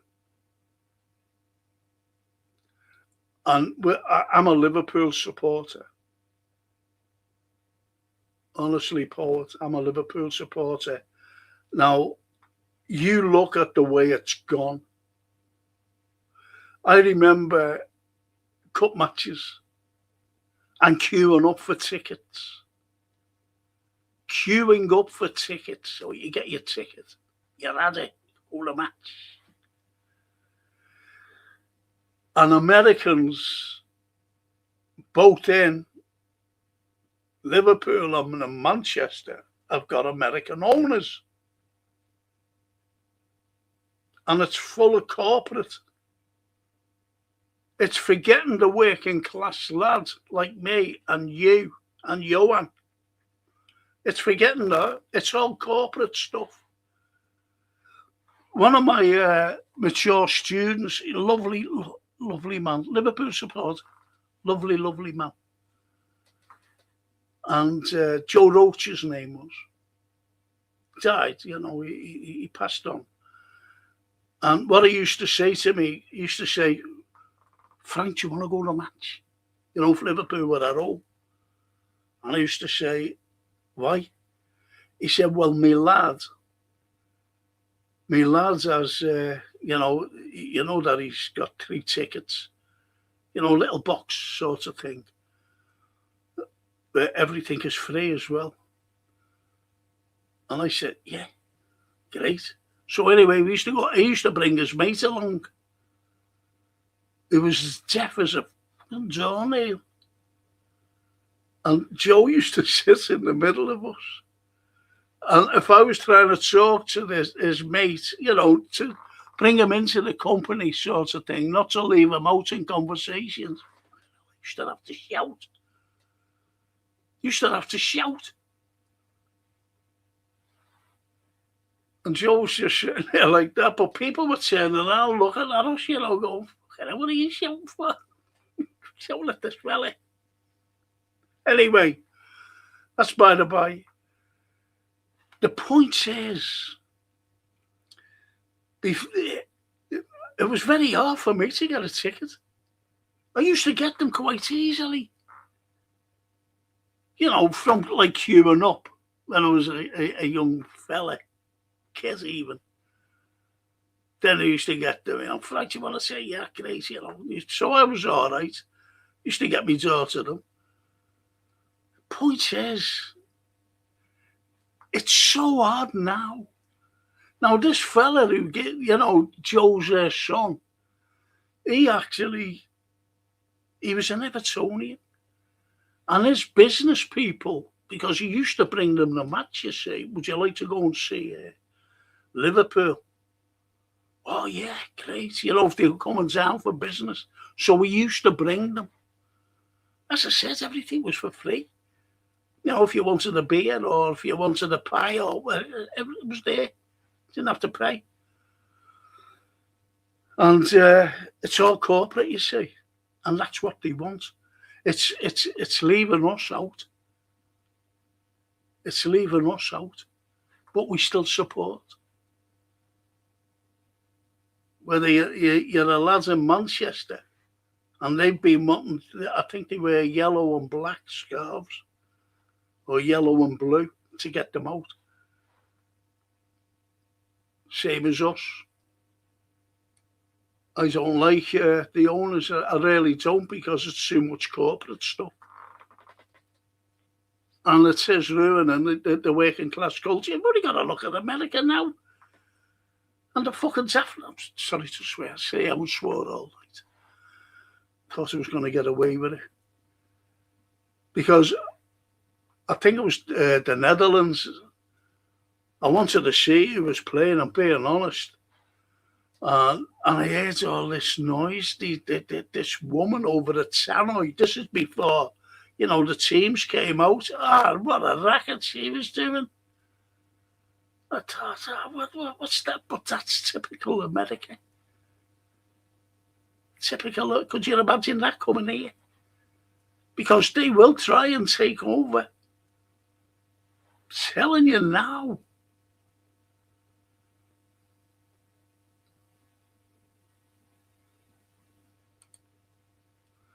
And I know. Need a bit of optimism in my book club. Being on the pessimistic trip for a bit. But it all takes its toll. I'll be back. I promise. Yeah, of course you will.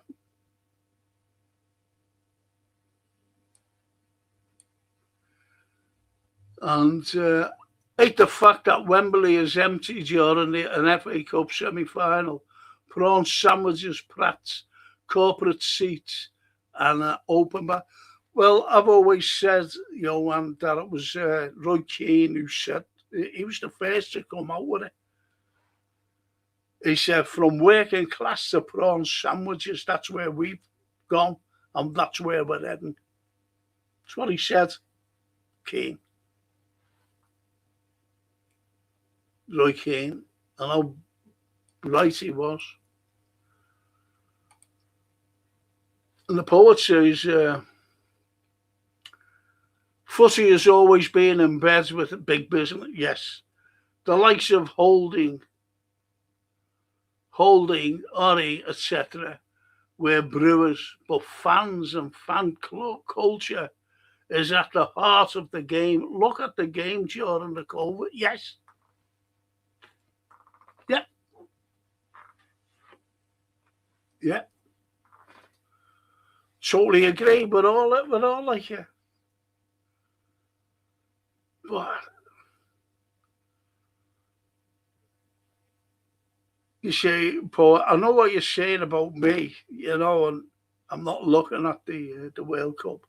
If Italy was playing For example, I'd be looking at it fervently if they were playing in Canada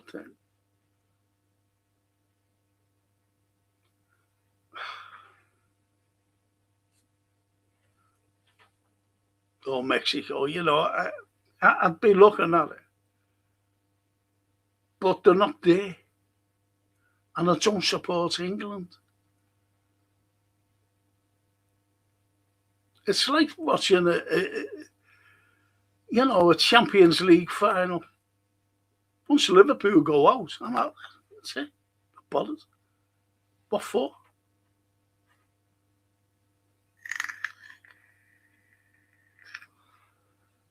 It's the way I am. Always have been. Poet.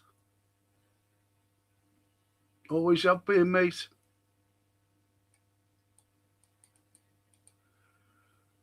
And Stephen says, FSG are only interested in profits. That's why they make a killing of the game. So they're bad owners who don't care about the fans that go. Of course, they don't go, they're not interested. And I've met that John Henry with Ian St. John, the owner. John in hand. Next time you pick a fish up, and I don't mean out the chippy, I mean straight from the sea, pick a fish up. That's his handshake. Believe it. They're not interested. And when he said to the saint, and who are you? I said, I've just told you who he is. Didn't like that. He didn't like that, what I said. I've just told you who he is. A legend. See what I mean? They're not interested. That's why I had nights for footballers. I had nights for Liverpool ex-players because they got nothing. They had to buy their own tickets, for God's sake. So I had nights out for them. Scouts night out. I've got tickets somewhere. I'll show you them on Monday. Have we got one there? Hang on a sec. Let's see if we've got one. Yeah, got one. Yeah, look at that. You can see it, like. Tribute night. And that was for Tommy Lawrence and Tommy Smith.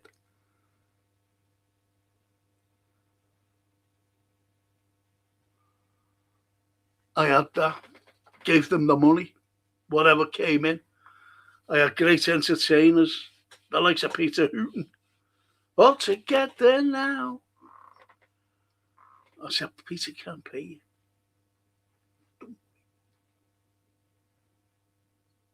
Because the money was going to them.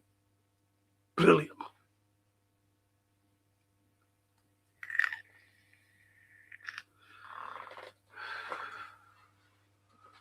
I had one for the St. John.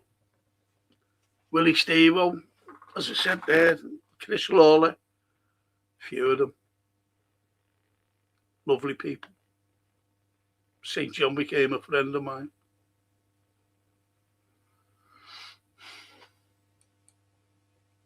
And it was to show FSG what we taught. And it was working class myself. But as someone said to me, you're not fucking working class. I'm sorry to swear again, but that's what he said to me. You're a lecturer, you're a lecturer at university. How can you be working class? He was having a go at me, unfortunately. And Johan says the Premier League recently featuring an advert on Instagram promoting OnlyFans models from a bedroom in Stamford Bridge. Stamford Bridge, American owners again. There you go. That's that Bowley, or whatever his name is. And the poets, owners have always been about profits.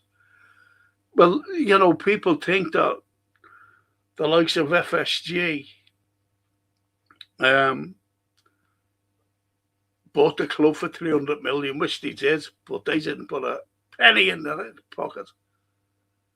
They borrowed the money off the Royal Bank of Scotland. They were holding everything. And they even said, when people saying, I'll go into administration, they said, Liverpool Football Club will never go into administration.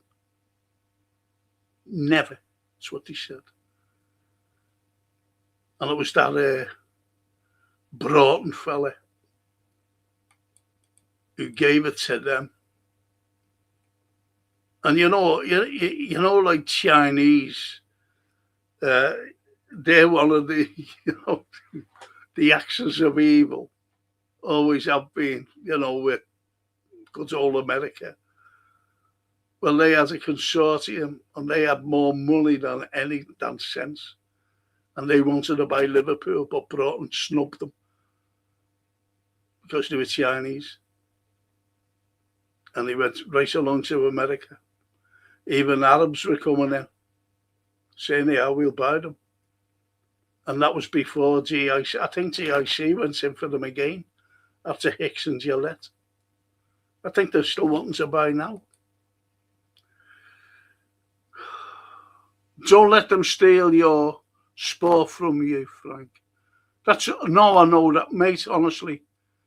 If I was fit enough, hopefully after this up next month, and I can get a bit of quality of life where I can actually walk or do something, I'm going the game again. I will be there. I'll be supporting. And you see me on here, Poet, I'm sorry. You'd see me on there. If I can't, I'll be doing a watch along. Don't let them steal your sport from you, Frank. That's all I'm saying. The sport is your sport, Frank, not theirs. If you want to watch a game, you watch it, even if they stage it in the White House long. No, you're right. You're right, mate. Honest to God, you're so right. Great comments tonight, by the way. Because that's to go to football, isn't there, somewhere along the line?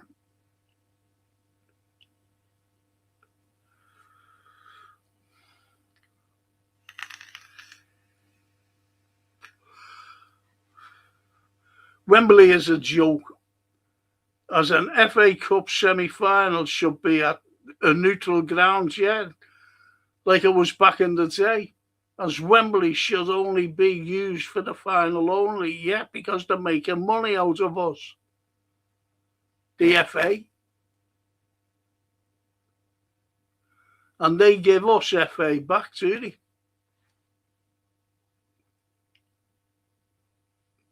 You see, look, I remember going down to see, we got to the final this year, and it was 65, and we played Chelsea, and Peter Thompson scored the semi against Chelsea. Great goal, never forget it. And that was at Villa Park, and that's what we used to do. We used to do it. Even the Man United, when we drawn together, Main Road, or the toss-up between Main Road and Goodison Park. So you see, it was all around the local. No one was making money except the local people, whether it was in Manchester or here in Liverpool. And it was much softer then, much calmer. Not like today, where you get bigots and prats, chants.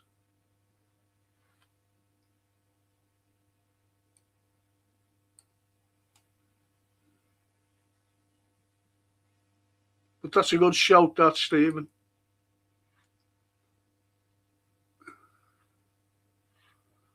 Read Fear and Loathing during the Super Bowl by Hunter S. Thompson. They are dragging the world's game to its corporate needs. Yes, it's anything. My uncle, my great uncle, that is, he was a boxer, and he was a good boxer. And he went over to he's the only English fighter ever to go out. Well, he was really an Italian, like, but he goes over to Madison Square Garden and he has 7 fights. He's the only boxer to have 7 fights undefeated. 6 wins and a draw. And he was known as the Liverpool Wop. That was my great uncle. And he actually said that the amount of people that was in the stadium, Madison Square Garden, that was in there, the boxers got like a little percentage.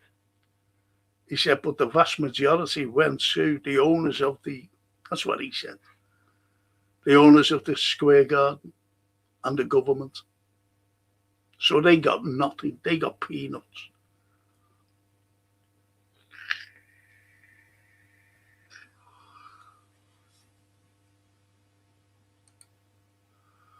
Remember the Twin Towers and people trying to climb to get onto the stadium in 86 and 89 when we played Everton? Those were the days.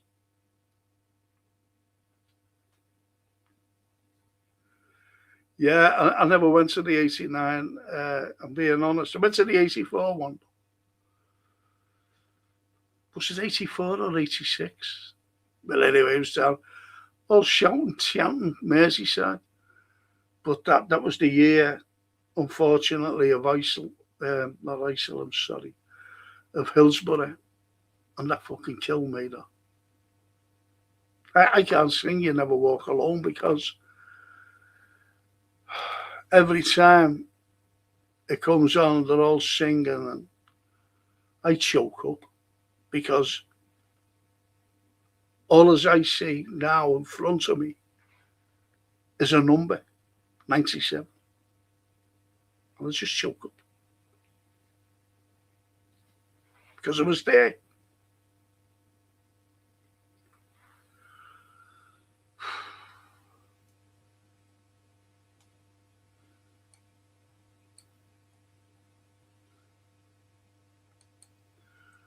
And the poet says, you could tell us all about players from the 50s. We've never heard of, never mind, young billionaires. It's your sport, Frank. Yes.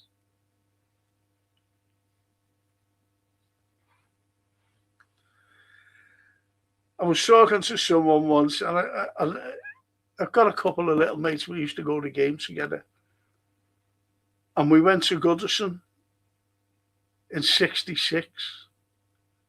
Liverpool, they always had a game, like I forget what it was called. It was like a Liverpool thing, you know. And they played for it anyway. I forget what it was called. But when we went up this time, it was Liverpool and Everton playing, and it was played at Goodison. And nothing's ever been like this. I'm telling you now. And it'll never happen again. Not in this country, anyway. You know, the old song, It's Coming Home. This is in 1966. And you had Big Ron Yates and what was his name? I'll tell you who it was. It was Ray Wilson and Roger Hunt. Those two. You had Brian LeBone and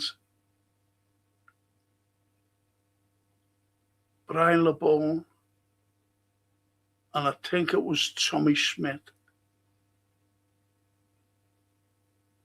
and then another Gordon Milne and someone else running around, get onto this, with the World Cup, the First Division Championship, and the FA Cup. Just parading was announced. 66. Because Everton won the FA Cup that year.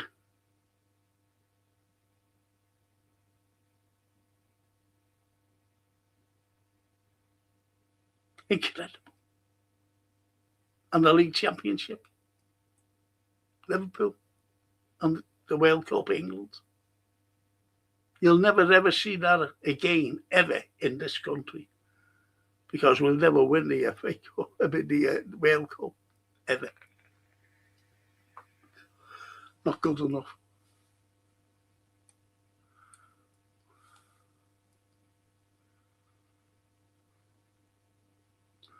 It is, but you're right. That's a cracking.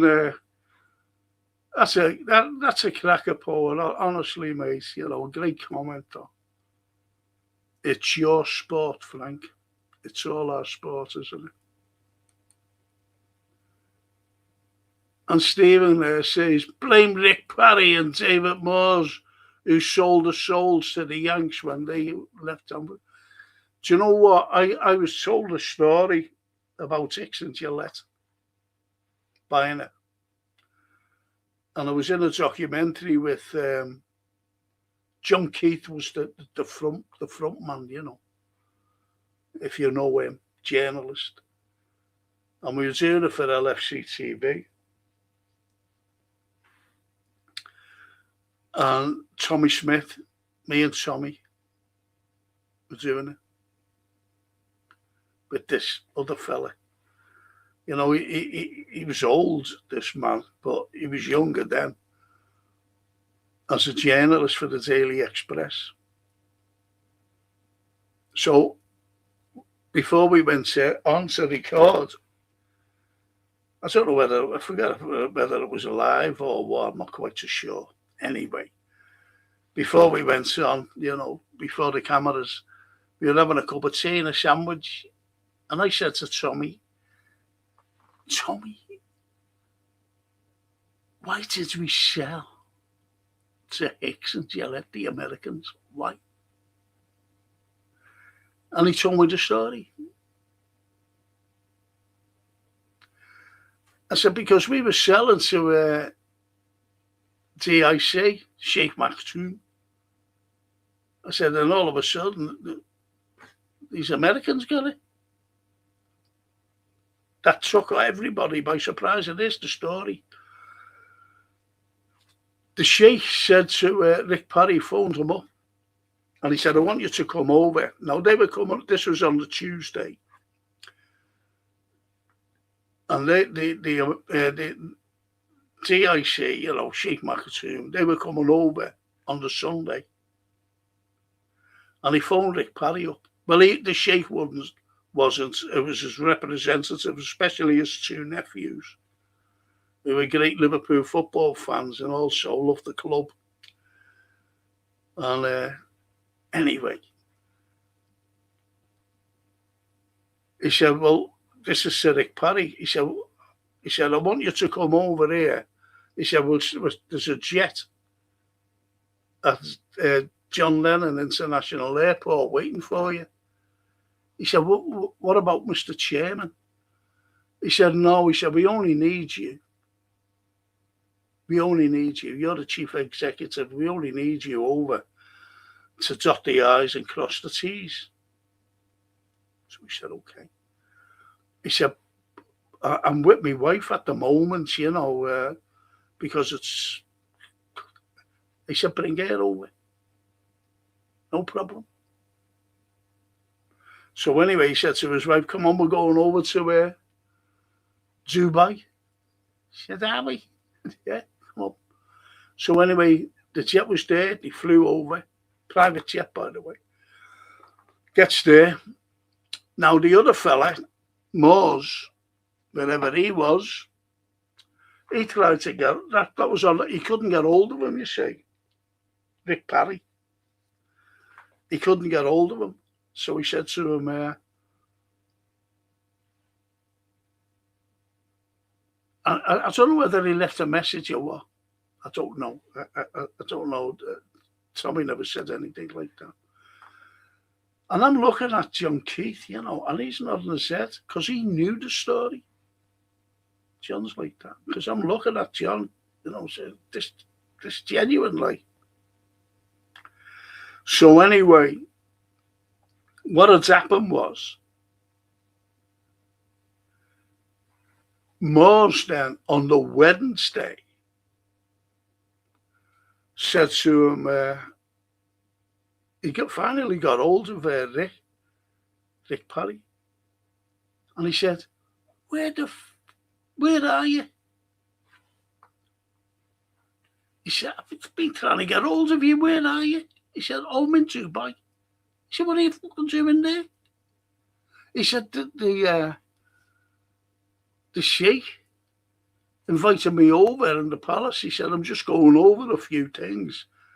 And we're back on Sunday. Now, here's the pivotal thing. Here's the massive caveat. Here it is. And he said, but what about me? What about me? Why didn't he invite me over? And Rick Parry said, to be honest, David, you're redundant now because the club is going to them. He said, oh, okay. I'm redundant. He said, if you're not back on Friday, you'll be redundant. I'm telling you now. He said, but I'm coming back with them on Sunday. Get over here by Friday. I'm telling you now. Or you're redundant. Put the phone down. He said, don't fucking ring me back. Bang. Put the phone down. So he said, whoever it was, in Dubai, he said, I've got to get back. He said, I've got to get back. My chairman just said, okay. Okay. So they gave him the private jet. He said, yeah, fly back. See you on Monday or Sunday or Monday. Okay. In the meantime,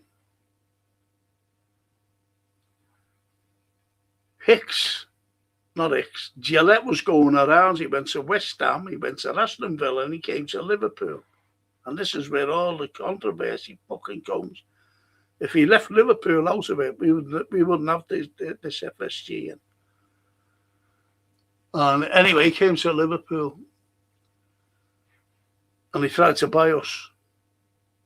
West Ham knocked him back. Aston Villa knocked him back. And Moores picked up the phone and phoned Gillette and said, do you want to buy the club? And he said, I thought the Arabs, that's what they call them, and DIC was buying it.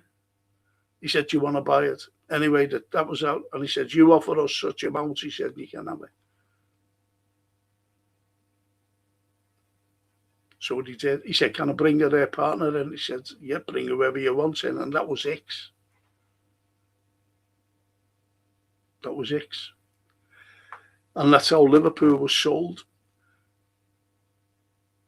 And DIC, or the Sheikh Maktoum, how he found out, wasn't off Parry or Moores. It was off Sky News. And like where the headlines go along at the bottom of the screen. Breaking. Liverpool have sold the club to X and Gillette, American owners. They have a new American owners. That's how they found out.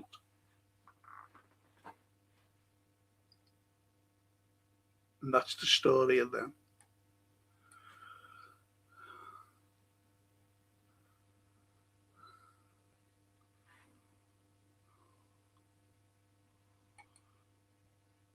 And Frank's going to take Gapco's position on the left from September. Is that after me up? Oh, yeah, August. Yeah, that's right, yeah. Have to get fully fit, won't he? Whoa, you know. Yeah, brilliant. Tom Valancy, yeah. My great uncle. Ah, fantastic poet. Fuck me. And wow. Ah, that's lovely, that poet. Oh. 84 was the Milk Cup fan, yeah. But what was in 89? What was in 89? I went to the Milk Cup final. Didn't go to the FA Cup final. I was with. Was in an FA Cup final in 89. Yeah, it was. Played Everton. Didn't go. I didn't go. And I was with a dear friend of mine. Well, two dear friends. Two of them are fucking gone now. Fucking hell, every time, I think. And we went to a pub. And he said, like, my mate, Ronnie Wheatman, his name was. He said, come on. He said, we'll go to a pub. He says, I know a fella. So anyway, we get down there. Just as we're going in, he says, he's an Evertonian. Watches on the telly, But this fella, this lovely fella, he has it all, red and white, blue and white. He decorated it brilliantly. And Liverpool beat them, and then he started playing You'll Never Walk Alone. Incredible. Great memory. I think it was the only final they ever missed. Oh, thanks, poet, and thanks for knowing me great uncle.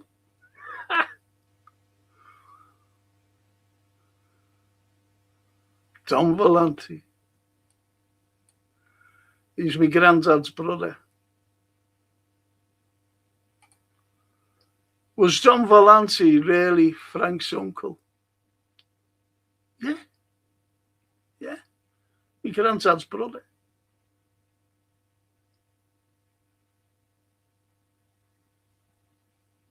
Granddad's brother.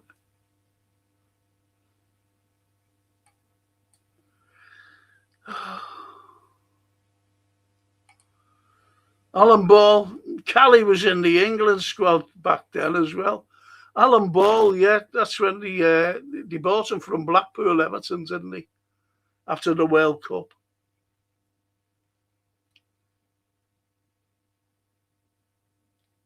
But Tom Valancy, yeah, my great uncle.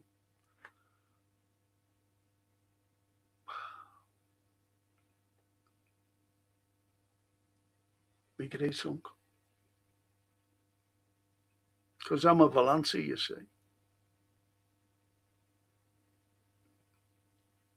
My mother's name was Angelina Maria Yolanda Valanti.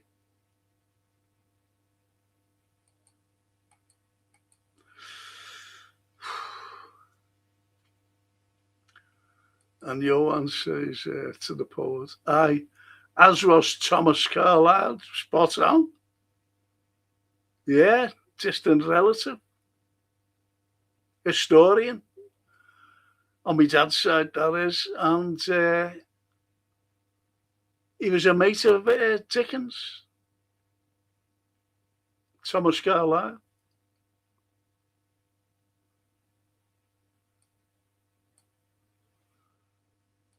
On a media report.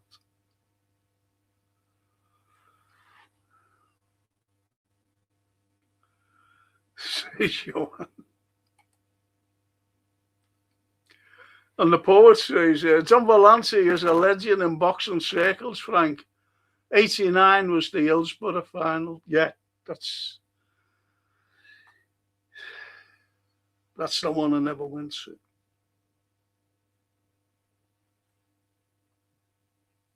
Thanks for that, poet. Good man, you are. Fucking hell.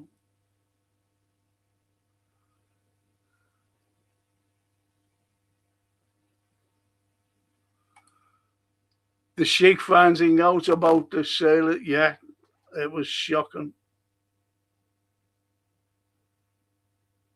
They still want to buy us as well.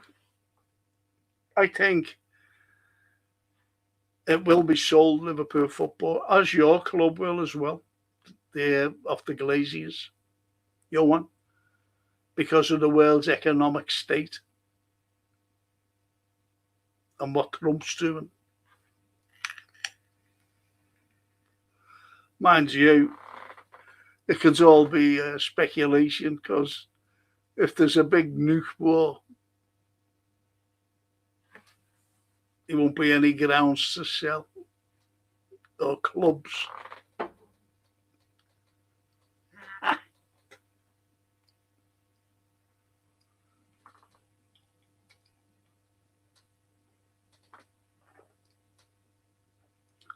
I have to do a football show next week, which will be on the Tuesday.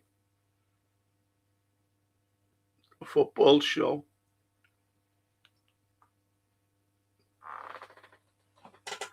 But I want you to join me on Monday.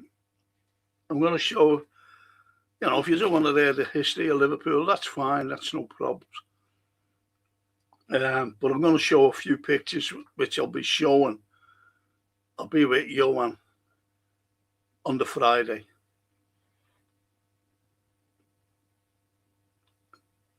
Because Johan will be on the show next Friday. I'll be talking also what's planned on next Friday's show about what's, honestly, please, even if you're not interested in books or anything, just watch the first show about the literature. Honestly, just watch it. What's planned by Johan and myself. And the poets. History of Liverpool sounds fascinating. It is, honestly. Surprising.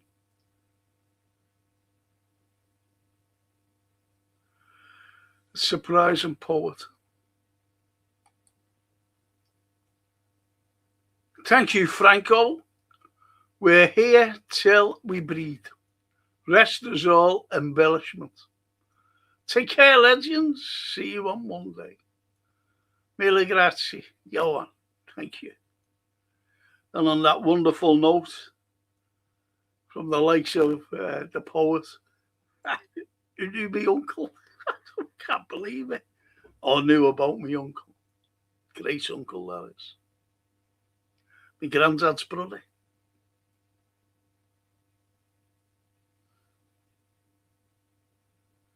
And my uncle Vincent's brother. Vincenzo. Francesco. And Domenico. 3 brothers.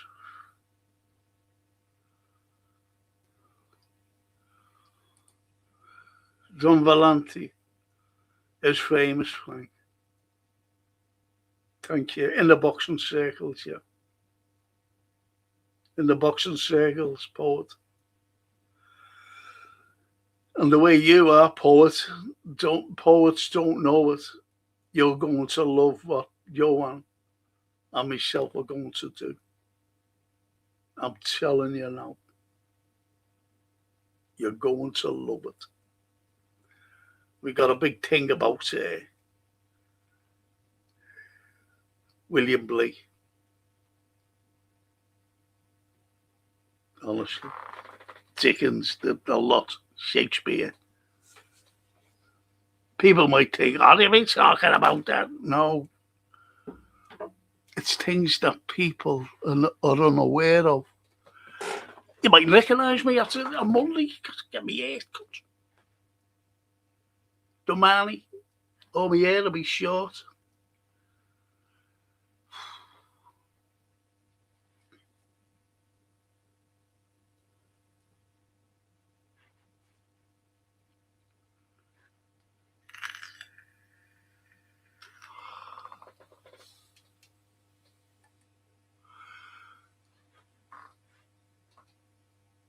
History, literature, etc. is my wheel. Well, you can tell by your name there, poet.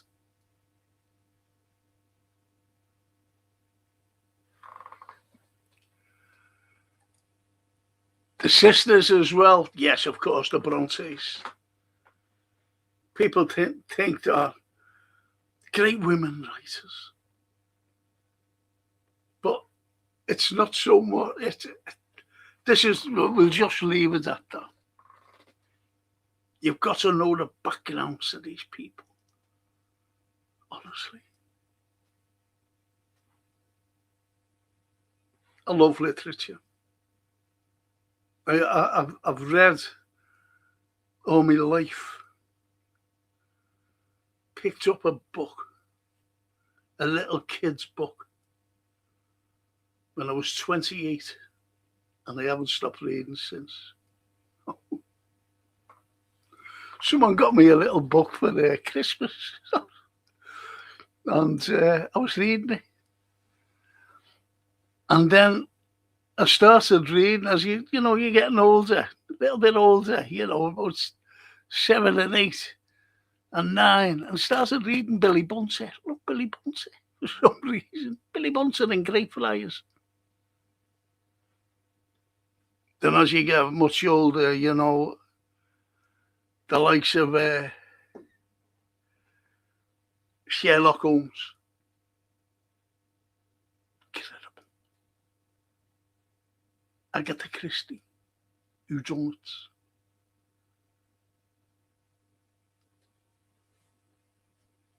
Can't wait, honest to God, I can't wait. And Johann can't. Da Vinci. But it's all about visionaries.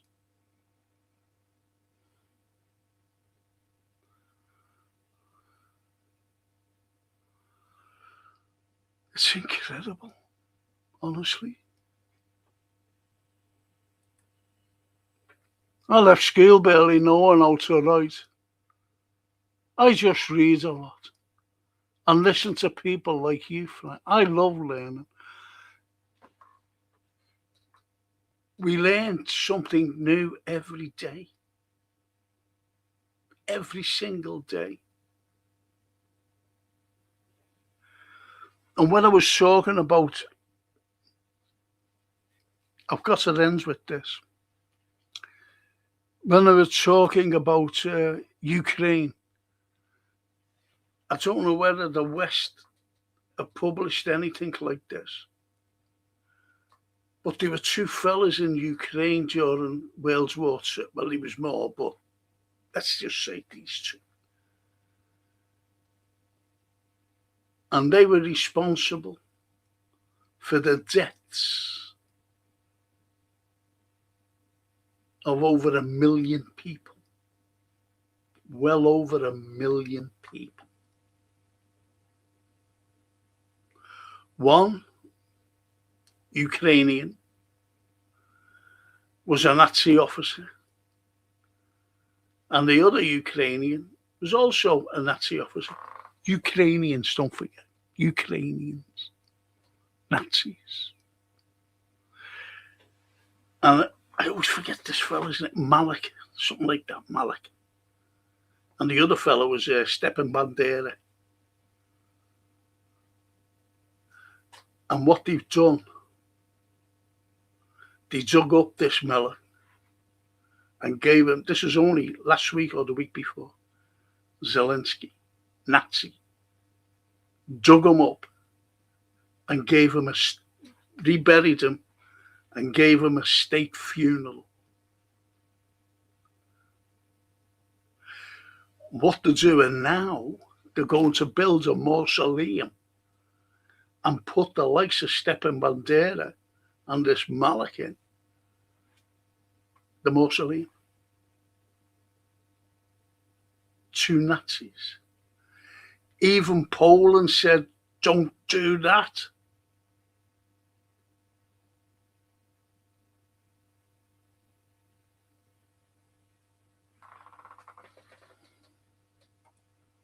Yeah, the Polish government saw that. Yes. Yes, poet.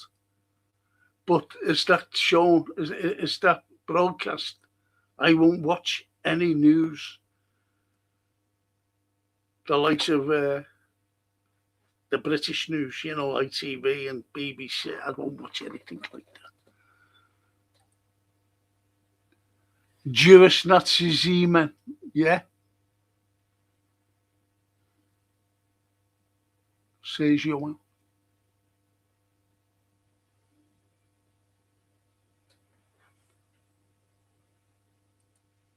Apparently, most of the people, that was Stepan Bandera, by the way, who did that. Saw that. As he said, yes, Stepan Bandera. It was his thugs, Nazis. Point is, the whole of the point of this is that you've got the Azovs, which are Nazis. That's fighting the Russians, Nazis, fully fledged. And the Zelensky has come out and said he's going to name units after Nazis. And the Poles said, don't fucking do it. But as anybody else, is it only Poland? Has that von der Leyen come out and said anything? Has that Callas said anything? She's still wanting to give them sanctions, Russia. Has anybody come out and said anything? No.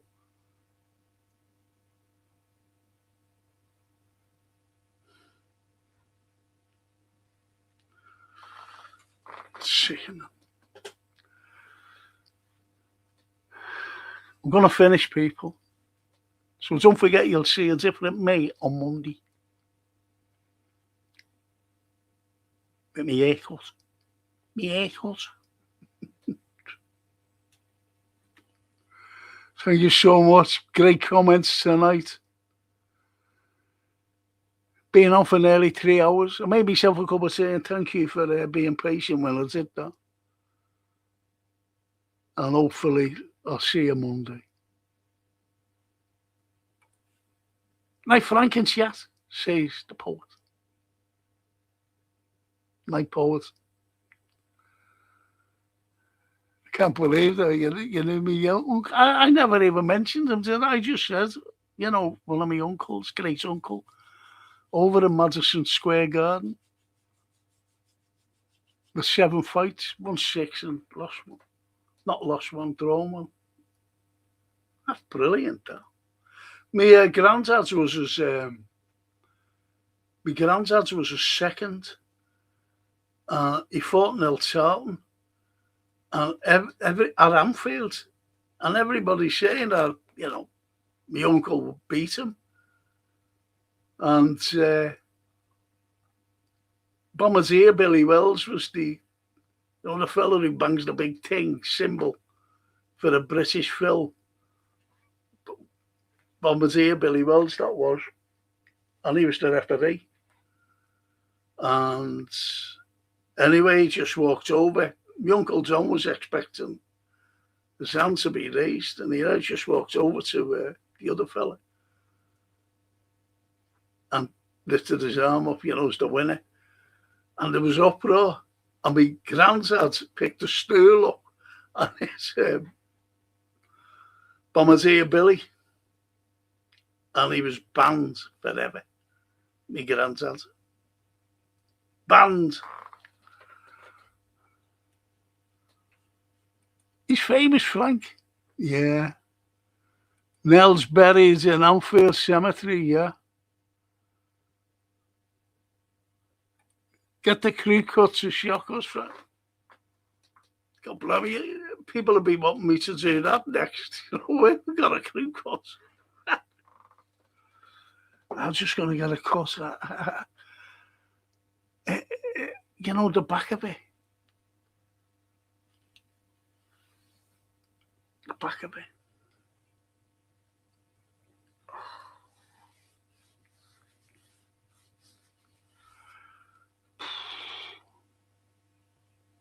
Comes out here,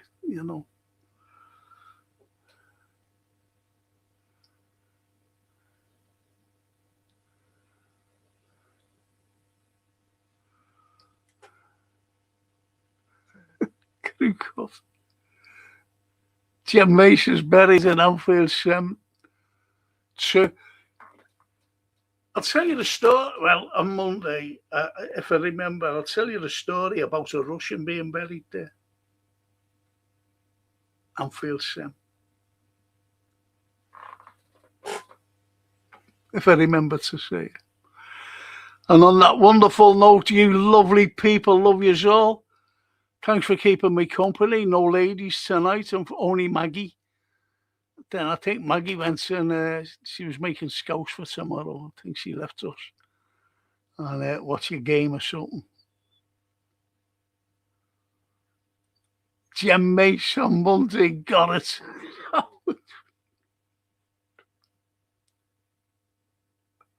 How about the hidden truth?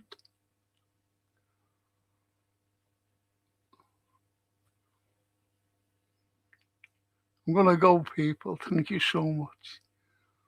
Thank you. Good night, everyone. Good night. See you Monday.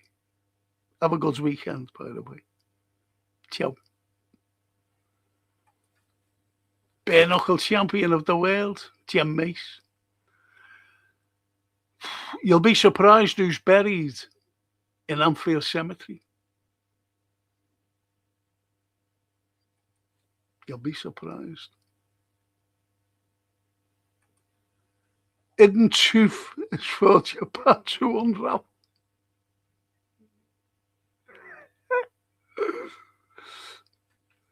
Shit. Amazing. Good night, people. Love you all. Thank you so much. Ciao. Ciao. Lunady, Shada. Ciao.